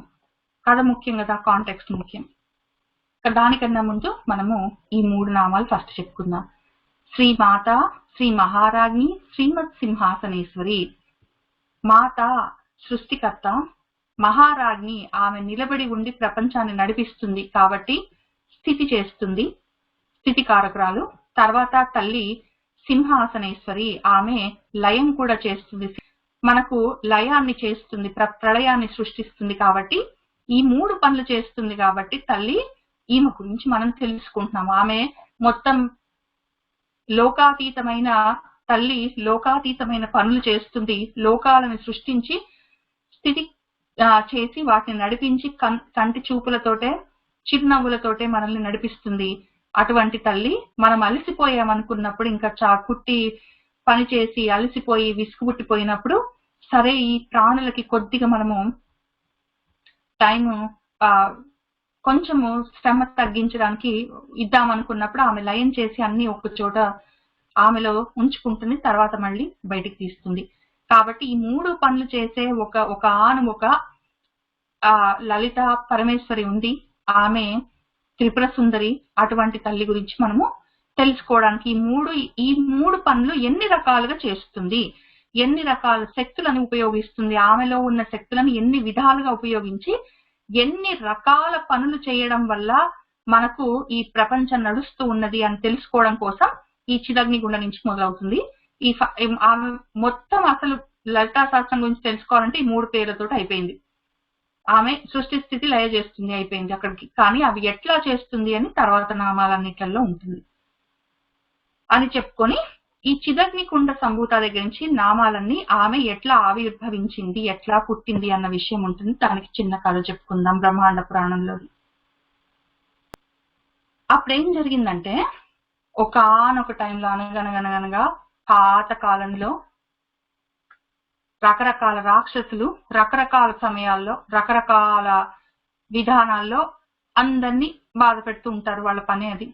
ఏదో మనకి మహిషాసుడు అని ఉంటాడు, లేకపోతే హిరణ్యకశిపుడు అని ఉంటాడు, లేకపోతే ఇంకెవరో ఉంటారు, రావణాసుడు ఉంటాడు. వీళ్ళందరూ అట్లా ఏడిపించుకొని తింటుంటారు. అట్లా జరుగుతూ ఉంటే వీళ్ళందరికీ ఒక తాత పుట్టాడు. వీళ్ళందరికన్నా మొండేడు, చాలా అతి తెలివి కలిగిన వాడు. ఆయన పేరు బండాసురుడు. ఈ బండాసురుడు అసలు ఎట్లా పుట్టాడంటే, మీకు కొంతమందికి తెలిసే ఉంటుంది. అప్పుడు అమ్మవారు వాళ్ళ నాన్న మీద కోపం వచ్చి దక్షుడి మీద ఆమె శరీరాన్ని వదిలేసి వెళ్ళిపోతున్నా. అసలు దక్షుడి కూతురు దాక్షాయని, నేను ఆ పేరు పిలిస్తే నేను పలకనని చెప్పి ఆమె శరీరం వదిలేసి వెళ్ళిపోయింది. శివుడికి చాలా కోపం వచ్చింది. తర్వాత ఆమె వెళ్ళి పార్వతికి పుట్టింది. అట్లా జరుగుతుంది కదా. ఆమె శివుడినే పెళ్లి చేసుకోవాలని నిర్ణయించుకుంది. కాబట్టి ఆమె ఏదో తపస్సు చేసుకుంటుంది. తపస్సు ఆమె చేసుకోలేదు. ఈ లోపల ఈయన తపస్సు చేసుకోవడానికి అక్కడ ఆ పర్వతాల దగ్గరికి వచ్చాడు. అప్పుడు అమ్మవారే వెళ్ళి ఆయనకి సేవలు చేస్తూ ఉన్నది. అయితే వీళ్ళకి తొందర ఎక్కువ, దేవతలకి తొందరగా వీళ్ళకి పెళ్ళైతే బాగుంటుంది, కుమారస్వామి పుడతాడని చెప్పి ఏదో పాపం మన్మధుడిని పంపించారు. మన్మధుడు పాపం ఏదో బాణం వేయడానికి ప్రయత్నం చేశాడు. ఆయన కళ్ళు తెరిచాడు. మన్మధుడు భస్మం అయిపోయాడు. తర్వాత మన్మధుడి వైఫ్ రతీదేవి బాగా ఏడుస్తుంది. అమ్మవారి దగ్గరికి వెళ్తుంది. సరే పోనీలే, అనంగుడిగా అంటే శరీరం లేకుండా నీ ఒక్కదానికి కనిపిస్తాడు, పర్వాలేదులే అని చెప్తుంది. అట్లా ఏదో అక్కడి నుంచి ఆ స్టోరీ అటు వెళ్ళిపోయింది. కానీ ఈ లోపల ఏమైందంటే, ఈ బూడిద కుప్ప ఉంది కదా ఇక్కడ, ఆ శరీరం కాల్ చేస్తే మన స్వామివారు అక్కడ పడ్డ బూడిద, దాన్ని మన బ్రహ్మదేవుడు ఎందుకు వేస్ట్ చేయాలి, పాపము మనందరం అడిగామనే కదా ఏదో హెల్ప్ చేయడానికి వచ్చాడు అని చెప్పి దాంతో ఒక బాడీ తయారు చేశాడు. చేస్తే ఆ బాడీ చూడబుద్ధి కాకుండా భయంకరంగా ఉన్నది. అసలు పరిస్థితి సరిగ్గా లేకపోయేసరికి చీచి బండ అని చెప్పి విసుక్కొని వెళ్ళిపోతాడు బ్రహ్మదేవుడు. ఈ పేరు బాగుంది బండ అని చెప్పి ఆయన ఆ పేరు పెట్టుకొని బండాసురుడిని నేనని చెప్పి బయలుదేరాడు. ఈ బండాసురుడు ఏంటంటే, ఈయనకి ఒక 2 తమ్ముళ్ళు ఉన్నారు, విషంగుడు విశుక్రుడు అని చెప్పి. ఈయనకి ఒక 10 మందో ఏమో కొడుకులు ఉన్నారు, 30 మందో ఏమో సైన్యం ఉన్నారు, ఇంకా 16 మంది ఎవరో సైన్యాధ్యక్షులు ఉన్నారు, ఇంకెవరెవరో ఉన్నారు. బాగా పిల్లలతోటి కమ్యూనిటీస్ తయారు చేసి ఒక రాజ్యం కూడా కట్టుకున్నాడు. శూన్యక పట్టణం అని ఒకటి కట్టుకున్నాడు. అయితే ప్లానింగ్ చేశాడు. తెలివితేటలు ఉన్నాయి, ఎవరి తెలివితేటలు వాళ్ళకు ఉంటాయి. ఈయనకున్న తెలివితేటలు ఈయనకున్నాయి. ఈయన ఏం చేశాడంటే, సరే ఇప్పుడు మన సీనియర్స్ ఉన్నారు, అనవసరంగా పోయి ఎదురుగా ఫైటింగ్ చేస్తారు. ఏదో 4 చేతులు వేసుకొని విష్ణుమూర్తి లాగా, లేకపోతే చీర కట్టుకొని అమ్మవారి లాగా మహిషాసురుని వాళ్ళని చంపడానికి రకరకాలు వచ్చేస్తారు, పుట్టుకున చంపేస్తారు. మనం బయట కనిపిస్తే కదా మనల్ని చంపేది. కాబట్టి మనం బయట కనిపించకుండా లోపల నుంచి మొత్తం అటాక్ చేయాలి వీళ్ళని చెప్పి ఒక ప్లానింగ్ చేస్తాడు. చేసి ఇంకా అటాకింగ్ ఎట్లా అంటే, ప్రతిదానికి నీరసం. ఏది పొద్దునే లేస్తారు. ఇప్పుడు మాకున్నవన్నీ అవి, నాకు మిమ్మల్ని నేను అనట్లేదు.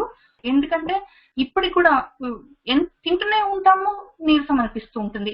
ఏదో తాపత్రయము, ఏదో బాధ అనుకో, కడుపులో నుంచి దుఃఖము, నీరసము. ప్రతిదానికి ఏదైనా చేద్దామంటే నీరసము, శక్తి లేకపోవడము, ఈ రకంగా ఉంటాయి. ఇప్పుడు మనకున్న లేకపోతే డిప్రెషన్, లేకపోతే దేనికో దానికి బాధ, ఏవో ఒకటి అనమాట. తినడానికి తక్కువ ఉందా మనకి ఏమైనా? నిన్ననే చెప్పుకున్నాం కదా, శాంతాకారం భుజగశయనం టైప్ లో తల నిండా ప్రాబ్లమ్స్ ఉన్నా కూడా కాళ్ళ దగ్గర మనకు తక్కువ ఏమున్నాయి? ఐశ్వర్యాలు, కుర్చీలు ఉన్నాయి, సోఫాలు ఉన్నాయి, టీవీలు ఉన్నాయి, గ్రైండర్లు ఉన్నాయి, వండుకోవడానికి డబ్బులు ఉన్నాయి, తెచ్చుకోవడానికి ఉంది, కార్లు ఉన్నాయి, ఆ బోర్లు ఉన్నాయి, అన్ని ఉన్నాయి. ఉన్నా కూడా దేనికోదానికి తాపత్రయం, దేనికోదానికి నీరసం. అబ్బా ఇవాళ ఎందుకో మనసంతా బాగలేదు, లేకపోతే ఇవాళ ఎందుకు కొంచెం నీరసం ఉంది, కొంచెం ఎందుకో అంటుంటాం. ఎందుకు అంటామో కూడా తెలియదు, అసలు ఆ కారణం కూడా తెలియదు మనకి. మంచినే ఉంటాము మరి.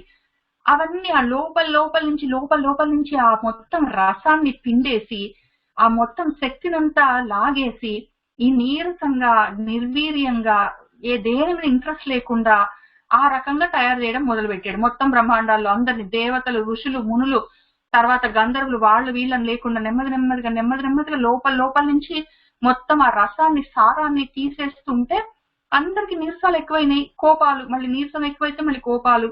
ఒకళ్ళు ఎవరైనా పలకరిస్తే అయ్యేంటి అని చెప్పి కసురుకోవడము. నేనేమన్నాను, నేను మాట్లాడాను కదంటే, ఆ మాట్లాడితే నాకు ఇప్పుడు అంత ఓపిక లేదు, తర్వాత మాట్లాడతాను అనడము. ఇంక ఇట్లాంటివన్నీ తయారయ్యాయి మనకి ఇప్పుడు ఉన్నట్టే. Same story. ఆ బండాసుడు గారు ఎక్కడో లేడు, నాలోనే ఉన్నాడు. ఇక యాక్చువల్ గా ఫస్ట్ టైం లలితా సహస్రనామం తీసినప్పుడు ఒకసారి చదివి ఎక్కడ పడితే అక్కడ బండాసుర అని కనిపిస్తే, బండాసురుడి వీడికింతే అదృష్టం ఎక్కడ పట్టిపోయింది? లలితా సహస్రనామంలో అమ్మవారి దగ్గర ఉండి మన దేవుడి దగ్గర దాన్ని పుస్తకం పెట్టుకొని నమస్కారం చేసుకోవాల్సినంత లెవెల్కి వీడు ఎట్లా ఎదిగాడు అని తెలుసుకోవడం దగ్గర మొదలైంది మొత్తం మన బ్రహ్మాండ పురాణం స్టోరీ నాకు. కాబట్టి అంత లెవెల్కి పెరిగాడు వాడు. లోపల నుంచి నాలో ఉన్న మొత్తం జీవాన్ని, రసాన్ని మొత్తాన్ని తీసేసి, ఎప్పుడు చూసినా నీరసము, బాధ, దేనికో తాపత్రయం, అట్లాంటివన్నీ, డిప్రెషన్స్ అవన్నీ. అయితే అట్లా జరిగితే వీళ్ళందరికీ ఇసుకు పుట్టిపోయింది. దేవతలందరికీ ఎక్కడ బ్రహ్మాండాల్లో ఎక్కడ చూసినా ఇదే పరిస్థితి. ఎందుకు ఇట్లా జరుగుతుందో అర్థం కాక, మళ్ళీ తిండికి లేదా ఉంది, దేనికైనా తక్కువ ఉందా? ఏమీ లేదు. అందుకని ఆలోచించి వాళ్ళు బ్రహ్మగారి దగ్గరికి వెళ్ళారు. మామూలుగా ఫస్ట్ లైన్ ఏదైనా ప్రపంచాలకు ప్రాబ్లమ్స్ వచ్చాయంటే ఋషులు దాన్ని సరి చేస్తారు వాళ్ళ తపస్సుతోటి. వాళ్ళ వల్ల కాకపోతే నెక్స్ట్ లెవెల్ దేవతలు ఉంటారు, వాళ్ళు చేస్తారు. వాళ్ళ వల్ల కూడా కాకపోతే ఇంకా వాళ్ళ హెడ్ ఆఫీస్ ఈ ఇంద్రుడి దగ్గరికి వెళ్తాడు. ఇంద్రుడు కూడా చేయగలిగితే ఇంద్రుడు అక్కడికి మెయింటైన్ చేసేస్తాడు అన్ని. అది కూడా కాకపోతే నెక్స్ట్ బ్రహ్మదేవుడి దగ్గరికి వెళ్తారు, కార్పొరేట్ ఆఫీస్ కి. అక్కడ ఆయన కూడా కాకపోతే ఆయన నెక్స్ట్ చూస్తుంటాడు. అట్లా ఉంటుంది లెవెల్స్. అప్పుడు వీళ్ళందరూ అక్కడికి వెళ్తే బ్రహ్మదేవుడు కూడా, సరే మరి నాకు కూడా ఏం చేయాలో చూద్దాము, కనుక్కుందామని చెప్పి విష్ణుమూర్తి వీళ్ళందరూ కలిసి మనకి వాళ్ళందరూ ఒక మీటింగ్ పెట్టుకొని ఏమనుకున్నారంటే, ఇప్పుడు ఇంత నీరసం ఉంది, ఏది చేయాలన్నా ఓపిక లేదు, నీరసం ఉంది అంటే దానికి ఆపోజిట్ ఏంటి? శక్తి, ఎనర్జీ కావాలి, బలం కావాలి. బలము అనేది ఒకటి ఉంటుంది, శక్తి ప్రపంచంలో. ఆ శక్తి ఒకవేళ చిన్న వైర్లలో నుంచి, చిన్న ఫ్యూజుల్లో నుంచి వచ్చేది సరిపోవట్లేదు, ట్రాన్స్ఫార్మర్లు కావాలి, మెయిన్ పవర్ హౌస్ కావాలి మనకి. కాబట్టి మెయిన్ పవర్ హౌస్ దగ్గరికి వెళ్ళి మనము అడుగుదాము. మొత్తం ఇన్ని బ్రహ్మాండాల్లో కొన్ని కోట్ల కొద్ది ప్రాణుల్లో ఒకటేసారి ఎంతో చైతన్యం కావాలి, బలం కావాలి, శక్తి కావాలంటే కొంచెం సరిపోదు మనకి అని చెప్పి నిర్ణయించుకొని వాళ్ళందరూ శివుడి దగ్గరికి వెళ్తారు. వెళ్ళి ఆయన అడుగుతారు, ఏమైనా హెల్ప్ చేస్తావా అని అడిగితే, ఆ శక్తిని పిలుద్దాము. ఆ మొత్తం ప్రపంచానికి ఉన్న ఆ ఆది పరాశక్తి ఒకటి ఉన్నది, మెయిన్ పవర్ హౌస్. అక్కడి నుంచి మనము తెచ్చుకోవచ్చు శక్తిని, బలాన్ని అని చెప్తాడు. మరి ఎట్లా పిలవాలి అంటే, సరే దానికి ఒక మహాయాగం అని ఒక యాగం ఉన్నది, దాన్ని చెయ్యాలి అంటాడు. మరి ఎట్లా చేద్దామంటే, మీ వల్ల కాదు నేను చేస్తాను అని ఆయన మహాభైరవ పూజిత అన్న నామం దగ్గర మళ్ళీ కొద్దిగా చెప్పుకుందాము. ఆయన మహాభైరవుడుగా ఉండి ఆ మొత్తము మహాయాగాన్ని చేస్తాడు. ఆ మహాయాగానికి కూడా బ్రహ్మాండ పురాణంలో చాలా చాప్టర్స్ రాశారు. మొత్తము సప్త సముద్రాలని ఆయన ఎండగట్టి ఒక పెద్ద అగ్నికుండం చేసి, మొత్తం సముద్రాల్లో అన్ని చోట్ల ఉన్న మొత్తము అదంతా తీసుకొచ్చి అందులో వేసి ఆయన చాలా పెద్దగా గొప్పగా చేస్తాడు. వీళ్ళందరూ హెల్ప్ చేయాలంటే ఇప్పుడు అవసరం లేదు, అవసరం ఉన్నప్పుడు చెప్తాను కూర్చోని అంటారు. అందరూ అక్కడ చుట్టుపక్కలంతా కూర్చుంటారు. ఒక పెద్ద మహాయాగాన్ని, మహాయాగ క్రమం అని ఒకటి ఉన్నది. మనం మొన్న ఖడ్గమాల చెప్పుకున్నప్పుడు చాలా కొంచెం చెప్పుకున్నాము. ఎప్పుడు చెప్పుకున్నాము దేని గురించి? సరే, ఆయన ఒక పెద్ద యాగం చేశాడు. చేసిన తర్వాత అప్పుడు ఏమైందంటే, చివరికి సమిధలుగా అందులో వేసి మండించేటప్పుడు అడుగుతాడు, మీరందరూ ఇందులో దూకుతారని. వాళ్ళందరూ మొత్తమే ఎండిపోయారు, లోపల నుంచి రసం అంతా ఎండిపోయి ఉన్నారు. వాళ్ళు ఒక్కొక్కళ్ళు నెమ్మదిగా లేచిపోయి ఒక్కొక్కళ్ళు అందులో దూకుతారు. ఆ తర్వాత ఏం జరిగిందంటే, అందులో నుంచి ఆయన ఇంకా మిగిలిన యాగాన్ని ముగించారు మన మహాభైరవుడు. ముగించినప్పుడు ఏం జరిగిందంటే, చిదగ్ని కుండ సంభూత, ఆ చిత్ అగ్ని కుండంలో నుంచి ఆయన ఆ పెద్ద అగ్నికుండాన్ని రగిలించినప్పుడు, అందులో చితులన్నీ వేసినప్పుడు, అందులో ఆ చితిని వెలిగించేటప్పుడు ఆయన మూడో నేత్రాన్ని తెరిచి అందులో నుంచి వచ్చిన అగ్నితోటే ఆయన అగ్నికుండాన్ని రగిలించారు. ఆయన మూడో కన్నంటే జ్ఞానము కాబట్టి చిత్, చేతనాశక్తి, తర్వాత జ్ఞాన శక్తికి చిహ్నాలైన ఆ అగ్ని ఆయన మూడో కంట్లో నుంచి వచ్చిన అగ్నిలో నుంచి తయారైన అగ్నికుండం కాబట్టి అది చిత్ అగ్నికుండము. అది జ్ఞానమయమైన అగ్నికుండము. అందులో నుంచి తల్లి ఉద్భవించింది. కాబట్టి మనకి శక్తి కావాలి అంటే జ్ఞానం కావాలి. ఎప్పుడైనా సరే ఎందుకో నీరసంగా ఉందని చెప్పి పొద్దున్న లేచి తలాలాడేసుకొని సోఫాలో కూర్చోవడం కాకుండా, ఎందుకు నాకు నీరసంగా ఉంది అని తెలుసుకుంటే దాని గురించి ఏమైనా చేయొచ్చు. అటువంటి చిదగ్ని కుండంలో నుంచి ఆమె సంభూత బయటికి వచ్చింది. ఆ వస్తువు ఉన్న తల్లి ఎట్లా ఉంది అంటే, నేను ఇక్కడ కామాలు పెట్టిన చోట ఆ నామం అక్కడికి అయిపోయిందని అర్థం. కామా లేదంటే మొత్తం ఒకటి నామం అని అర్థం.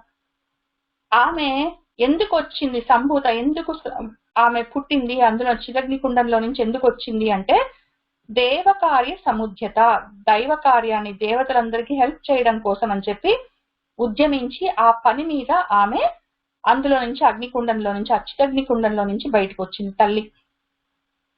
ఆమె వస్తూ ఉన్న తల్లి ఎట్లా ఉందంటే, పెద్దగా ఒకటి కళ్ళు మిరిమిట్లు కొలిపి కళ్ళు కళ్ళకి ఏమి కనపడనంత వెలుగుతోటి ఒక పెద్ద మెరుపు మెరిసింది ఆ అగ్నికుండంలో.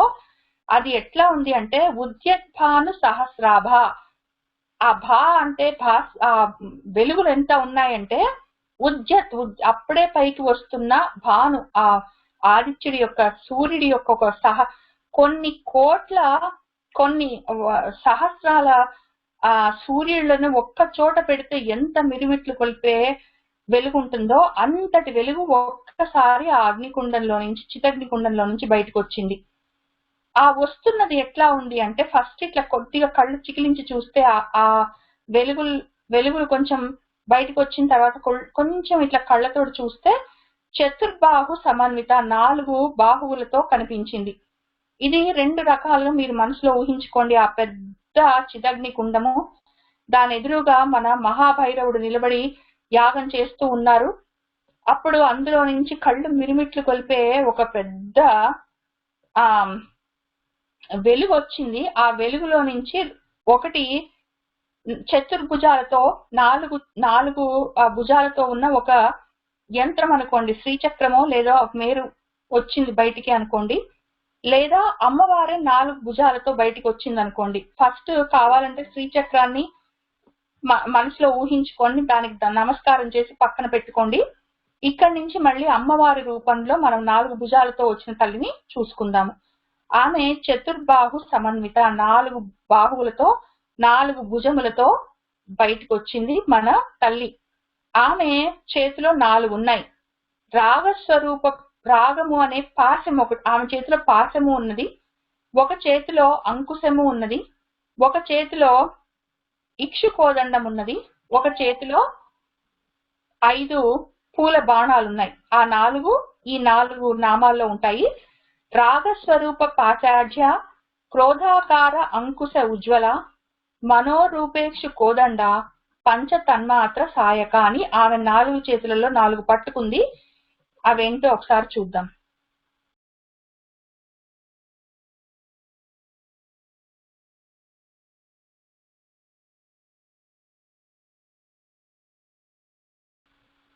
అప్పుడు ఈ తల్లి చేతిలో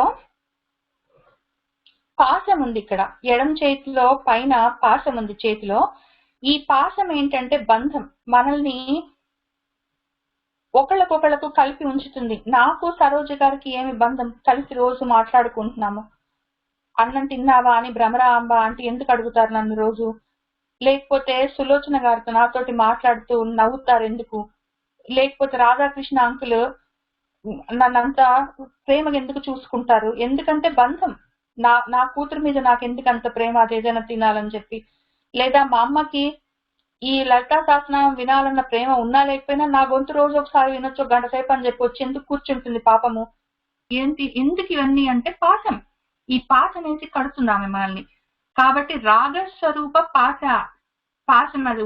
రాగము అంటే అనురాగము, అనురాగమనే పాశాన్ని పట్టుకొని ఉంటుంది. ఇప్పుడు మనం చేస్తున్న పని ఏంటంటే ఈ అనురాగం అనే పాశము మీ అందరి మీద నేను పెంచుకొని, నా కూతురు మీద పెంచుకొని, మా అమ్మ నా మీద పెంచుకొని, మా అందరూ ఉన్నది. దీన్ని నెమ్మదిగా అమ్మా తల్లి నీ చేతిలోనే ఉన్నది, నా ప్రాణం ఇట్లా పీక్క తింటున్నావు, ఈ పాశాన్ని ఈ నా వాళ్లతోటి కలిపితే పర్వాలేదు, ఈ ప్రపంచంతో వేసి కట్టకు, నీ కాలు కేసి కట్టుకో, ఈ పాశం నా బంధం అనేది నీ చేతిలోనే ఉంది కాబట్టి దాన్ని నీకే వేసి కట్టుకో అని చెప్పుకుంటున్నాం అనమాట. కాబట్టి ఆమె రాగస్వరూప పాశాఢ్య, రాగము అనురాగము ప్రపంచం మీద ఉంటేనేమో మనం ఇక్కడ తిరుగుతాము, అదే రాగము భగవంతుడి వైపు తిప్పుకుంటే అటు వెళ్తాము. ఇప్పుడు మనం అందరం ఆ పనిలో ఉన్నాము. ఇప్పుడు మీ అందరికైనా నా మీద ప్రేమ ఎందుకంటే మనం కలిసి చదువుకుంటున్నాం కాబట్టి. ఈ ప్రేమ ఇప్పుడు మనం ఏం చేస్తున్నామంటే మన ఆ తల్లి చేతిలో ఉన్న ఈ పాశాన్ని ఆమె వైపుకి కట్టేసుకుంటుంది, మనందరినీ కలిపి ఆమె కాలుకేసి కట్టేసుకుంటున్నది. కాబట్టి ఆ పాశం అది రాగస్వరూప పాశాఢ్య. తర్వాత క్రోధాకార అంకుశ ఉజ్వల, ఉజ్వలంగా వెలిగిపోతున్న క్రోధం అనే ఆకారంలో ఉన్న ఈ అంకుశము. ఈ ఎందుకు కోపము అంటే కోరికలు, ఏదో ఏమంటారు కామ క్రోధ లోభ మోహ మద మాత్సర్యాలని చెప్పి రకరకాల శత్రువులు నా నిండా ఉన్నాయి. వీటన్నిటికీ తాత బండాసురుడు గాడు ఆల్రెడీ ఉన్నాడు. వీళ్ళందరి మీద కోపం ఆమెకి, అందుకని చెప్పి వాటిని కంట్రోల్ చేయడం కోసం అని చెప్పి ఈ అంకుశం పెట్టుకొని ఉంటుంది. ఆ మదం ఉంటుంది కదా, ముఖ్యంగా ఏనుగుల్లాగా ఉంటాయి ఒక్కొక్కటి, బాగా మదంతో ఉంటాయి, బాగా మదం ఎక్కి. అటువంటి వాటన్నిటిని కంట్రోల్ చేయడం నా వల్ల కాదమ్మా, వాటన్నిటిని నా కోరికల్ని, నా కోపాలని, నా మనసు చిన్నబుచ్చుకోవడాన్ని, నా కక్షల్ని కార్పణ్యాల్ని, నా సామాన్లన్నిటిని నేను కంట్రోల్ చేసుకునే అవకాశం నాకు ఎక్కడుంది, నీ చేతిలోనే అంకుశం ఉంది కదా, దాంతో వాటిని కంట్రోల్ చెయ్యి అని అడుగుతున్నాం అనమాట. కాబట్టి క్రోధ ఆకార అంకుశ ఉజ్వల, అంత ఉజ్వలంగా అంకుశాన్ని పట్టుకొని కూర్చున్నావు, ఆ క్రోధం అనే అంకుశాన్ని, ఆ కోపంతో నాలో ఉన్న ఈ శత్రువులందరినీ నువ్వే కంట్రోల్ చేయి తల్లి అని అడుగుతున్నాం అనమాట మనము ఆమెని. కాబట్టి క్రోధాకార అంకుశ ఉజ్వల. తర్వాత ఇంకా ఆమె చేతిలో ఇక్షు అంటే చెరుకుగడ ఇక్షు. ఆ చెరుకుగడ ఎందుకు పట్టుకుంది అంటే తీపి ప్రేమ, మీ అందరి మీద నాకు ఉన్నంత ప్రేమ, మీ అందరికి నా మీద ఉన్న ప్రేమ, వాత్సల్యము, అవన్నీ అటువంటి తీయటి కోదండాన్ని పట్టుకొని ఆటలన్నీ ఆడుతుంటుంది. ఈ కోదండం ఏమి, నా మనసు అన్నమాట. అది తీయకుంటుంది, దానికి అన్ని మంచివన్నీ, దానికి చాలా విషయాలు దానికి చాలా రుచిస్తాయి, అవన్నీ ఇటు సైడ్ తిప్పుతూ ఉంటుంది. ఈ తీయటి నా మనసునే ఈ కోదండం ఎందుకంటే ఆడుకునే బొమ్మ అని అర్థం. రాముడిది కూడా కోదండం అని ఎందుకు అనుకుంటాడంటే ఆయన దాన్ని ఆటలాగా ఆడతాడు, దానితో అది పెద్ద ఆయుధము, దాన్ని పెట్టుకొని దాన్ని మెయింటైన్ చేయాలి అవన్నీ ఆయన ఆలోచించారు. దాన్ని కోదండాన్ని ఆట బొమ్మలాగా పెట్టుకొని ఆయన మనసులో అనుకుంటే అక్కడ తప్పని రావణాసురుడు కింద డామని పాడరా, ఎందుకు పెట్టుకుంటాడంటే ఆటలాగా ఆడుతుంటాడు ఆయన. అట్లానే ఈమె కూడా కోదండము అంటే ఆట బొమ్మలాగా ఈ బాణ వింటిని పెట్టుకున్నది. అది తీయగా ఉంటుంది, పైగా చెరుకు గడ. నా మనసే అది. ఈ మనసుని ఆ చేతిలో పట్టుకొని కూర్చుంది ఇక్కడ. అయితే ఆమె కుడి చేతితోటి 5 పూల బాణాలు ఉన్నాయి. అవేంటంటే నా చూపు, నా రుచి, నా వినే శక్తి, ఇట్లాంటివన్నీ 5. ఇప్పుడు ఏంటి అంటే ఈ 2 సపరేట్ గా ఉన్నంత వరకు పర్వాలేదు. ఇప్పుడు నేను ఏదైనా ఎట్ సైడ్ అయినా చూస్తున్నాను అనుకోండి, చూస్తూ ఉంటే అది ఏదైనా కానివ్వండి, అది నా మనసుకు తగలకపోతే, అంటే నా మనసు అనే వింటికి ఈ కన్ను అనే పూల బాణాన్ని తగిలించితే తప్ప అది యాక్టివేట్ కాదనమాట, పని చేయదు. లేదా నేను ఏదైనా తింటున్నాను అనుకోండి, నోట్లో పడేసుకుని నా మనసు ఎక్కడో ఉందనుకోండి, మనసుతోటి ఈ తింటున్న పదార్థం టచ్ కాలేదనుకోండి, తగులుకోలేదనుకోండి, కనెక్ట్ కాకపోతే నాకు ఏం తింటున్నానో దాని మీద ధ్యాస ఉండదు. అట్లా ఏవైనా సరే, ఇప్పుడు ఇక్కడే ఉన్నావు, ఏమన్నాడు రావాడు అంటే ఏమో నేను వినలేదు అని చెప్తామనుకోండి, అక్కడే ఉన్నావు కదరా నువ్వు అంటే ఆ ఉన్నాను కానీ నా మనసు ఎక్కడ ఉంది నేను వినలేదు అని చెప్తాం. ఎందుకంటే మనసు కనెక్ట్ కాలేదనమాట ఆ టైంలో. ఈ పంచేంద్రియాల్లో ఉన్న నా వినికిడి శక్తి అన్నదానికి ఈ మనసు అనేది కనెక్ట్ కాకుండా అది ఏదో ఆలోచించుకుంటుంది అనుకోండి, ఆ వినేది చెవులో పడ్డా కూడా అది. కాబట్టి నువ్వేం చెయ్యి, నా మనసు నీ చేతిలో ఆల్రెడీ ఉన్నది, పట్టుకున్నావు కదా ఇక్షుకోదండాన్ని, ఈ 5 బాణాలు పంచబాణాలు ఉన్నాయి కదా, వీటిని దీనికి తగిలిస్తే గానీ అవి యాక్టివేట్ కావు. నువ్వు ఈ లోపల ఏం చెయ్యంటే వాటన్నిటిని ఒకవేళ యాక్టివేట్ చేయదలుచుకుంటే నీ వైపుకి చెయ్యి, లేకపోతే దూరంగా ఉంచు. అంతేగాని ప్రాపంచిక విషయాల గురించి నా మనసుకు తగలకుండా ఉండేటట్టు చూడు. లేదా ఇట్లాంటివన్నీ ఏదో ఎవరో సంతోషంగా ఉన్నారు నాకు బాధ కనిపించారు, ఏదైనా సరే మనసుకి తగులుకున్నప్పుడే కన్ను గాని, ముక్కు గాని, చెవు గాని, చర్మం గాని, నాలిక గాని పనిచేస్తాయి. లేకపోతే నోట్లో పెట్టుకున్నాక కూడా ఏదో ఆలోచించుకుంటూ గబగబా నోట్లో పెట్టుకుని గబగులటంగా అని మింగితే ఏం తిన్నా అంటే ఏదో తిన్నాను బాగానే ఉన్నట్టుంది, నేను చూసుకోలేదు, నేను అర్జెంట్ గా వేరే పనిలో ఉన్నాను అని చెప్పినప్పుడు ఏమవుతుంది, ఈ కనెక్షన్ ఉండదు అనమాట. మనస్సు అనే దానికి ఈ నా పంచేంద్రియాల్లో ఒకటైన రుచి అనేది కనెక్ట్ కాకపోతే అది యాక్టివేట్ కాదు, అది పనిచేయదు. అట్లాంటప్పుడు నడుస్తుంటుంది జీవితం అదో రకంగా. కాబట్టి ఇవన్నీ నీ చేతిలో ఉన్నాయి కదమ్మా, ఏంటి ఇప్పుడు మన ప్రాబ్లము, నా నా నా బంధాలు నీ చేతిలోనే ఉన్నాయి, నాలో ఉన్న శత్రువులని కంట్రోల్ చేసే అంకుశము నీ చేతిలో ఉంది, నా మనసు నీ చేతిలో ఉంది, నా ఇంద్రియాలను నీ చేతిలో పెట్టుకో. ఏమైనా గాని కొద్దిగా నన్ను ఈ బంధాల్లో నుంచి, ఈ కోరికల్లో నుంచి, ఈ కోపాల్లో నుంచి, ఈ అది చూడాలి, ఇది కావాలి, తినాలి, అక్కడికి వెళ్ళాలని ఈ తాపత్రయాల్లో నుంచి నన్ను బయటపడే తల్లి అని చెప్పుకుంటున్నాం. అది సరే నేను చెయ్యగలను చూడు కావాలంటే అని ఆమె చూపిస్తూ ఉన్నది. ఇవన్నీ నీవన్నీ నువ్వు నన్ను నమ్మి ఒకవేళ చేయమంటే నేను చేయగలను, నా దగ్గర ఉన్నాయి అవన్నీ అని చెప్పడానికి ఆమె రాగస్వరూప పాశాఢ్య, రాగం అనే స్వరూపంలో ఉన్న నా పాశాలనే, నా ప్రేమలు, వాత్సల్యాలు, ఇట్లాంటి పాశాలని ఆమె పట్టుకుంది. క్రోధ ఆకార అంకుశ ఉజ్వల, క్రోధం అనే ఆకారంలో ఉన్న ఆ అంకుశాన్ని ఉజ్వలంగా చేతిలో పట్టుకుంది. మనోరూపేక్షు, నా మనసునే ఆ రూపంలో ఉన్న ఇక్షుకోదండాన్ని ఆమె చేతిలో పట్టుకుంది. నా యొక్క పంచ తన్మాత్రలు ఏవైతే ఉన్నాయో వాటిని సాయకంగా అవి చేతిలో పట్టుకుంది. కాబట్టి అన్ని ఆమె చేతిలోనే ఉన్నాయి.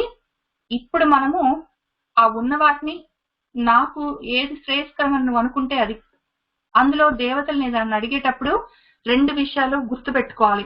మన ధర్మం చూపించాలి. ఊరికి అడిగితే వాళ్ళకు కూడా వాళ్ళు చేస్తారు చేయరని కాదు, కానీ ఊరికి మనం కూడా అడగం కదా. నేను ధర్మంగా ఉంటున్నాను, ఎవరిని అడుక్కోను, ఎక్కడ దొంగతనాలు చేయను, ఎవరిని బాధ పెట్టాలని కావాలని బాధ పెట్టాలని చూడనమ్మా, ధర్మంగా ఉండడానికే ప్రయత్నం చేస్తున్నాను నాకున్నంతలో, నువ్వు చెప్పినంతలో.